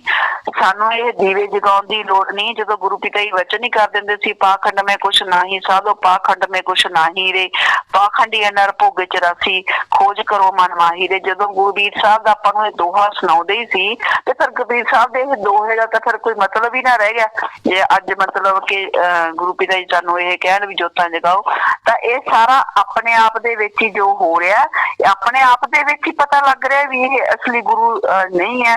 ਜਿਹੜੇ ਇਹ ਨਕਲੀ ਗੁਰੂ ਹੈ, ਜਿਹੜਾ ਇਹਨਾਂ ਦਾ ਤਾਂਤਰਿਕ ਹੈ ਕੋਈ, ਉਹੀ ਸਾਰਾ ਜਿਹੜਾ ਹੈ ਪਖੰਡ ਕਰਵਾ ਰਿਹਾ। ਤਾਂ ਆਪਾਂ ਕਿਸੇ ਕਿਸਮ ਦੇ ਕੋਈ ਪਖੰਡ ਦੇ ਵਿੱਚ ਨਹੀਂ ਪੈਣਾ ਤੇ ਨਾ ਹੀ ਆਪਾਂ ਜਿੰਨਾ ਸਾਧ ਸੰਗਤ ਨੂੰ ਇਹਦੇ ਤੋਂ ਆਪਾਂ ਰੋਕ ਸਕਦੇ ਹਾਂ ਰੋਕਣਾ। ਆਪਾਂ ਤਾਂ ਸਿਰਫ ਜਿਵੇਂ ਗੁਰੂ ਪਿਤਾ ਜੀ ਦੇ ਵਚਨ ਸੰਗਤ ਨੂੰ ਸਮਝਾਓ ਕਿ ਰਾਮ ਨਾਮ ਦਾ ਸਿਮਰਨ ਕਰਕੇ ਆਪਣੇ ਅੰਦਰ ਜੋਤਾਂ ਜਗਾਓ, ਆਪਣੇ ਅੰਦਰ ਰੌਸ਼ਨੀ ਪੈਦਾ ਕਰੋ ਜਿਵੇਂ ਗੁਰੂ ਪਿਤਾ ਜੀ ਦੇ ਵਚਨ ਹੈ। ਜਿੰਨਾ ਹੋ ਸਕੇ ਵੱਧ ਤੋਂ ਵੱਧ ਇਸ ਸਮੇਂ ਦੇ ਵਿੱਚ ਆਪਾਂ ਸੰਗਤ ਨੂੰ ਜਿਹੜਾ ਹੈਗਾ ਸਾਵਧਾਨ ਰੱਖਣਾ ਹੈ। ਇਹ ਆਪਣੀ ਸਾਰੀ ਟੀਮ ਦਾ ਫਰਜ਼ ਬਣਦਾ ਹੈ। ਇਸ ਵੇਲੇ ਹੋਰ ਕੋਈ ਨਹੀਂ ਹੈ ਜਿਹੜਾ ਡੇਰੇ ਦੇ ਵਿੱਚ ਜਿਹੜਾ ਸੰਗਤ ਨੂੰ ਬਚਾਉਣ ਦੇ ਵਿੱਚ ਅੱਗੇ ਆ ਸਕਦਾ ਜਾਂ ਸਾਧ ਸੰਗਤ ਨੂੰ ਸਾਵਧਾਨ ਕਰ ਸਕਦਾ। ਸਿਰਫ ਤੇ ਸਿਰਫ ਗੁਰੂ ਪਿਤਾ ਜੀ ਦੀ ਅਪਾਰ ਰਹਿਮਤ ਦੇ ਨਾਲ ਆਪਣੀ ਟੀਮ ਹੀ ਇਹ ਕੰਮ ਕਰ ਰਹੀ ਹੈ। ਔਰ ਜੇ ਇਹ ਟੀਮ ਆਪਣੀ ਕੰਮ ਕਰ ਰਹੀ ਹੈ ਤਾਂ ਗੁਰੂ ਪਿਤਾ ਜੀ ਦੀ ਰਹਿਮਤ ਹੈ ਕਿ ਗੁਰੂ ਪਿਤਾ ਜੀ ਨਾਲ ਨਾਲ ਸਾਰਾ ਕੁਝ ਦੱਸ ਵੀ ਰਹੇ ਆ ਵੀ ਆਉਣ ਵਾਲੇ ਟਾਈਮ ਦੇ ਵਿੱਚ ਕਿਸ ਕਿਸ ਤਰ੍ਹਾਂ ਦੀਆਂ ਘਟਨਾਵਾਂ ਘਟਣੀਆਂ। ਚਾਹੇ ਗੁਰੂ ਪਿਤਾ ਜੀ ਸਿਮਰਨ ਦੇ ਵਿੱਚ ਦੱਸਣ, ਚਾਹੇ ਕਿਸੇ ਨੂੰ ਸੁਪਨੇ ਦੇ ਵਿੱਚ ਦੱਸਣ, ਚਾਹੇ ਕੋਈ ਬੰਦੇ ਦੇ ਰੂਪ ਵਿੱਚ ਆ ਕੇ ਦੱਸ ਕੇ ਜਾਣ ਵੀ ਆਹ ਘਟਨਾ ਇੱਥੇ ਆ ਘਟਨਾ, ਸਾਰਾ ਕੁਛ ਗੁਰੂ ਪਿਤਾ ਜੀ ਦਾ। ਜਿਵੇਂ ਕਹਿੰਦੇ ਆ ਨਾ, ਜਿਵੇਂ ਮਹਾਭਾਰਤ ਦੇ ਵਿੱਚ ਆਪਾਂ ਦੇਖਦੇ ਹਾਂ ਵੀ ਕ੍ਰਿਸ਼ਨ ਜੀ ਖੁਦ ਸਾਰਥੀ ਬਣੇ ਹੋਏ ਸੀਗੇ ਪਾਂਡਵਾਂ ਦੇ, ਤਾਂ ਇਸੇ ਤਰ੍ਹਾਂ ਫੇਥ ਵਰਸਸ ਵਰਡਿਕਟ ਦੀ ਟੀਮ ਦੇ ਜੋ ਮਾਰਗਦਰਸ਼ਨ ਕਰ ਰਹੇ ਆ ਉਹ ਗੁਰੂ ਪਿਤਾ ਜੀ ਹੀ ਕਰ ਰਹੇ ਆ। ਤਾਂ ਜਿਵੇਂ ਜਿਵੇਂ ਅੱਗੇ ਸਤਿਗੁਰ ਦਾ ਜੋ ਵੀ ਪਲਾਨ ਹੋਊਗੀ, ਸਤਿਗੁਰ ਦੀ ਵੀ ਸਤਿਗੁਰ ਨੇ ਆਪ ਦੇ ਹਿਸਾਬ ਨਾਲ ਕੰਮ ਕਰਨੇ ਆ। ਹਾਂ, ਜੇ ਫੇਥ ਵਰਸਸ ਵਰਡਿਕਟ ਦੀ ਟੀਮ ਆਪਣੇ ਬੱਚਿਆਂ ਨੂੰ ਗੁਰੂ ਪਿਤਾ ਜੀ ਨੇ ਸੇਵਾ ਤੇ ਲਾਇਆ ਹੋਇਆ ਤਾਂ ਸੰਗਤ ਨੂੰ ਸਾਵਧਾਨ ਰੱਖਣ ਵਾਸਤੇ ਜਾਂ ਸੰਗਤ ਨੂੰ ਬਚਾਉਣ ਵਾਸਤੇ ਜਾਂ ਦੁਨੀਆ ਨੂੰ ਜਗਾਉਣ ਵਾਸਤੇ, ਤਾਂ ਫਿਰ ਉਹ ਤੋਂ ਫੇਥ ਵਰਸਸ ਵਰਡਿਕਟ ਦੀ ਟੀਮ ਤੋਂ ਜਿੰਨੀ ਗੁਰੂ ਪਿਤਾ ਨੇ ਜਿਵੇਂ ਸੇਵਾ ਲੈਣੀ ਹੈ ਤੇ ਉਹ ਆਪਾਂ ਵੀ ਵੱਧ ਚੜ ਕੇ ਸੇਵਾ ਕਰਨੀ ਹੈ। ਤਾਂ ਗੁਰੂ ਪਿਆਰੀ ਸਾਧ ਸੰਗਤ ਜੀ, ਸਤਿਗੁਰ ਦੀ ਆਣ ਬਾਣ ਤੇ ਸ਼ਾਨ ਦੇ ਲਈ ਜਿਉਣਾ ਤੇ ਸਤਿਗੁਰ ਦੀ ਆਣ ਬਾਣ ਤੇ ਸ਼ਾਨ ਦੇ ਲਈ ਮਰਨਾ। ਧੰਨ ਧੰਨ ਸਤਿਗੁਰੂ ਤੇਰਾ ਹੀ ਆਸਰਾ।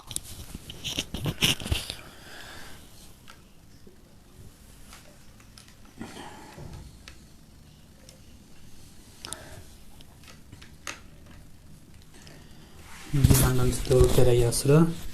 एक जानकारी आपके साथ साझी करनी है। दरअसल ये जानकारी अभी उतनी पुष्टि थोड़ी बहुत है, लेकिन आपको पता होनी चाहिए, इसलिए आपको बता दें कि जैसे हर साल कैलेंडर छपते हैं और डेरे की तरफ से भी कैलेंडर के ऊपर हजूर पिताजी के नए नए स्वरूप आते हैं, फ़ोटोज़ आती हैं, तो ऐसे कैलेंडर छपते हैं। तो जानकारी ये भी मिली है भी इस बार जो कैलेंडर हैं भी उसके ऊपर हनीप्रीत की भी फ़ोटो लगाई जाएगी यूपी वाले के साथ प्रोबेबली, और लगाई गई है, शायद ऐसे कैलेंडर बनवाए गए हैं बड़े स्तर पे। हालांकि कैलेंडर अभी हमारे हाथ में कोई ऐसा आया नहीं है, लेकिन कई लोगों ने जानकारी दी है भी कैलेंडर बनवाए गए हैं जिसमें हनीप्रीत पिताजी की तस्वीर के बराबर हनीप्रीत की तस्वीर को भी प्रोजेक्ट किया जाएगा। संभवतः अभी हनीप्रीत को ये गुरुगद्दी दिलाने के ट्रैक पे काम कर रहे हों, या जिस तरह से भी प्रोजेक्शन है, हो सकता है डीजे वाला बाबू बढ़ा दें उसे, तो कुछ नहीं कह सकते। लेकिन क्या है कि एक शायद ये स्टेप उठाया जाए कि हनीप्रीत को ये, क्योंकि जानकारी मिली है भी कैलेंडर ऐसे बनवाए गए हैं, पर सामने अगर आएगा तो हम आपके सामने डाल भी देंगे जो अगर हमें मिलता है कोई कैलेंडर ऐसा, पर अभी तक सिर्फ जानकारी है, तो आप इस चीज़ को रखें। और इसके अलावा बहुत सारे लोग ये घोषणाएं करते थे जो हनीप्रीत के कुछ ज़्यादा ही भक्त हैं कि जी अर्जी लगा दो, बाकी सेटिंग तो हनीप्रीत खुद ही कर देगी सरकार के साथ मिलके। तो अब क्या है भी वो अर्जी 30 दिसंबर की मीडिया के हिसाब से लगी हुई है, पता नहीं कौन सी सेटिंग करनी है। खैर, एक तरफ भजन लगाएंगे हमारा सतगुरु दो जहां का वाली अनामी धाम छोड़ के धरती पे आया, और दूसरी तरफ ये 2 टके की जनानी सेटिंग करेगी एक भ्रष्ट अफसरों से पैसे लेकर, संगत से ही मांग के कि भी उसे एक दिन की छुट्टी मिल जाए। तो ऐसा नहीं है, जिसका जैसी सोच है वो वैसा बोलता है। इतना आपको दावे से कहते हैं भी हजूर महाराज जी सुनारिया छोड़िए हरियाणा की किसी भी जेल में नहीं है, ये जो भी है ये नौटंकी है। सुनारिया जेल में भी ऐसा नहीं है भी आजकल तो लोग दूसरे देश की खुफिया एजेंसियों से खबरें निकाल लेते हैं, ये तो फिर अपने देश की जेल से खबर निकालनी है, तो कोई बड़ी बात नहीं है। तो इतना आपको बता दें, हरियाणा की किसी भी जेल में हजूर महाराज जी नहीं है, सुनारिया छोड़िए, ये सब नौटंकी है, वहाँ पे वो है ही नहीं। और ऐसा नहीं है भी आजकल से नहीं है, लगभग 2-3 साल से नहीं है वहाँ पे। और एक कहीं रखा गया है, कहाँ रखा गया है वो सब समझदार है, आपको पता ही है क्या कुछ चलता है। जब देश के राजा की डिमांड, उसके लालच या उसकी भूख इतनी बढ़ जाए कि उसे लगे भी वो भगवान से ऊपर चलने लगा है, और उसकी मर्जी होगी तो भगवान के दर्शन लोग करेंगे, उसकी मर्जी होगी तो भगवान की पूजा करेंगे, उसकी मर्जी होगी तो भगवान के मार्ग पे लोग चलेंगे, और उसकी मर्जी नहीं होगी तो सारे रास्ते बंद हो जाएंगे, या फिर किसी भी पाखंड में वो धकेल देगा। कुछ ऐसा ही सिस्टम है। अभी क्या है कि वही है ना, मैच होना है नहीं होना, लेकिन टीके लगा के सारे घूम रहे हैं, तो आपने घुलने की कोशिश नहीं करनी है, अपने आप को बचाइए। तो मैच अच्छाई और बुराई का ही होता है। अच्छाई की ताकत इंसान की अपनी बहुमत गिनती नहीं होती, इंसान अच्छाई की ताकत, अच्छाई ईश्वर की सत्ता है, और ईश्वर की सत्ता में ईश्वर में विश्वास रखना ज़रूरी है भी उसकी सत्ता में अगर आप उसकी सत्ता को कबूल करते हैं तो वो आपकी रक्षा हर परिस्थिति में हर हाल में करेगा ही करेगा। अगर आप सोचें भी नहीं जी मैं तो 4 तलवारें निकाल के 10 बंदे इकट्ठे करके या 50 इकट्ठे करके इस लड़ाई को जीत लूँगा, तो ये आपका व्यक्तिगत अहंकार है। सच्चाई पे जीतने वाले लोग कभी भी अपनी खुद की हस्ती कायम नहीं करते, वो हमेशा यही कहते हैं भी ईश्वर सच्चाई है, सच ईश्वर है और ईश्वर ही सच्चाई को जिताता है। वो अलग बात है भी जरिया कोई ना कोई इंसान बनता है, लेकिन असल में ईश्वर ही ये सब कुछ करता है। तो अगर आपका विश्वास हो तो आप ईश्वर पे चलिए। एक हनीप्रीत 2 टके के अफसर को खरीदेगी और उसके बाद आपका गुरु आपको दर्शन देगा, इस तरह की सोच आप रूहानियत के मार्ग में बाधक है। हरियाणा के ही एक वरिष्ठ पुलिस अधिकारी से बातचीत के दौरान हमें पता चला कि बहुत सारी जानकारियां उन्होंने साझी की भी, क्या क्या चीज़ें इंटेलिजेंस के पास किस किस स्तर पे आ जाती हैं, और कैसे कैसे एडम ब्लॉक में ही लोग जो ऐसे आज भी हैं जो एक तरफ हनीप्रीत के गुणगान भी गाते हैं, दूसरी तरफ सरकार के भी गाते हैं, और तीसरी तरफ खुद को बचाने के लिए इन सबको मरवाने वाले काम भी करेंगे। तो खैर क्या है कि जो गुरु का विश्वास पात्र नहीं बना वो हनीप्रीत का भी नहीं बनेगा, या उनके जितने भी चेले चपटे हैं। और इस सब के बीच आप ये ध्यान रखा, कोई भी किसी भी मीटिंग में किसी भी जगह आपको बुलाए, खासतौर पे 45 मेंबर, कोई भी फॉर्म आपसे भरवाए, कुछ भी करे, कहीं भी साइन करवाए, तो हर चीज़ से परहेज करें। पता लगे जिस फार्म को आप साइन कर रहे हैं वो फार्म कल को आपको एक नई कुर्बानी समिति का मेंबर बना दे और फिर आपका अगला मुलाकात आपकी जेल में हो। तो ये जो 25 अगस्त को हुआ, जैसा आंटी जी ने बोला, बहन जी ने, तो 25 अगस्त को जो हुआ, कुछ नहीं पता कुछ क्या हो क्या नहीं हो, तो लेकिन बच के रहिएगा। ये स्थिति बहुत ज़्यादा नाजुक स्थिति है और इस स्थिति में सतर्क रहना है। और सतर्क का मतलब ये नहीं है कि जेम्स बॉन्ड बन के या शर्लक होम्स बन के आप खोलने लगो परतें या इन्वेस्टिगेशन में कूद जाओ। हम सच्चाई का मसला है कि सच्चाई ईश्वर की खोज है और ईश्वर को समझना, ईश्वर की भक्ति करना, उस ईश्वर का साकार रूप गुरु होता है, उस गुरु का ध्यान रख के ईश्वर की भक्ति करना, ये सच्चाई की ताकत है। और इस सत्ता में भरोसा रखते हुए कोई भी नेता, कोई भी राजा, कोई भी अधिकारी, कोई भी जो आपको इस खोज से, इस प्रेम के रास्ते से रोकता है, तो ईश्वर की सत्ता में बाधा है। और इसके लिए निपटने के लिए ईश्वर की अपनी शक्ति काफ़ी है, हमें अपनी शक्ति दिखाने की ज़रूरत नहीं है। और इस सब में हमारा काम होता है सिर्फ कर्म करना मानवता के हित में। उसे इस्तेमाल कैसे करना है, उसे सेवा में कबूल कैसे करना है, ये ईश्वर पे छोड़ दीजिए, गुरु जी पे छोड़ दीजिए। तो ये सारी चीज़ें आप समझिएगा, याद रखिएगा। और भी कोई जानकारी होगी तो एक और जानकारी है कि कुछ लोग पकड़े गए हैं या संदेह के दायरे में या डेरे के अंदर जो नशा सप्लाई करते हैं, खासतौर पे स्कूल के टीचर्स के साथ रिलेटेड कुछ आया है। तो आप कई बार क्या होता है कि आपको डेरे से कोई सामान दे दें, भी ये सामान फलानी जगह पकड़ा देगा, यहाँ पे ये सामान दे देना, संगत का सामान है, स्कूल के बच्चों का सामान है, फलाने पेरेंट्स का सामान है, या पेरेंट्स बच्चों से मिलने आते हैं उनको पकड़ा दें। तो आपको जो भी सामान दें उसे चेक भी कर लिया करें, क्योंकि ऐसी स्थितियाँ यहाँ पे 1-2 केस ऐसे आए हैं जिसमें कुछ लोग फरार भी हैं, कुछ पकड़े भी गए हैं। तो ये ना हो भी आप सामान के सेवा के नाम पे कोई नशा सप्लाई कर बैठें, क्योंकि ऐसे 2-3 केस आए हैं इन्हीं दिनों में, पिछले 1-1.5 महीने में। पुलिस के रिकॉर्ड पे भी हैं और मीडिया में भी कुछ हद तक खबरें चली हैं।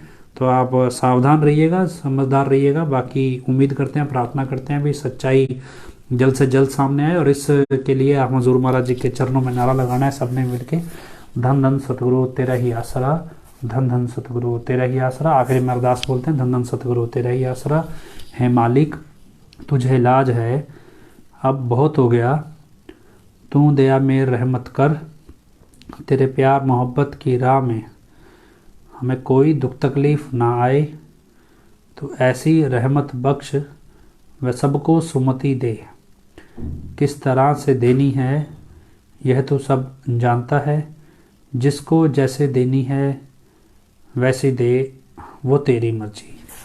धन धन सतगुरु तेरा ही आस।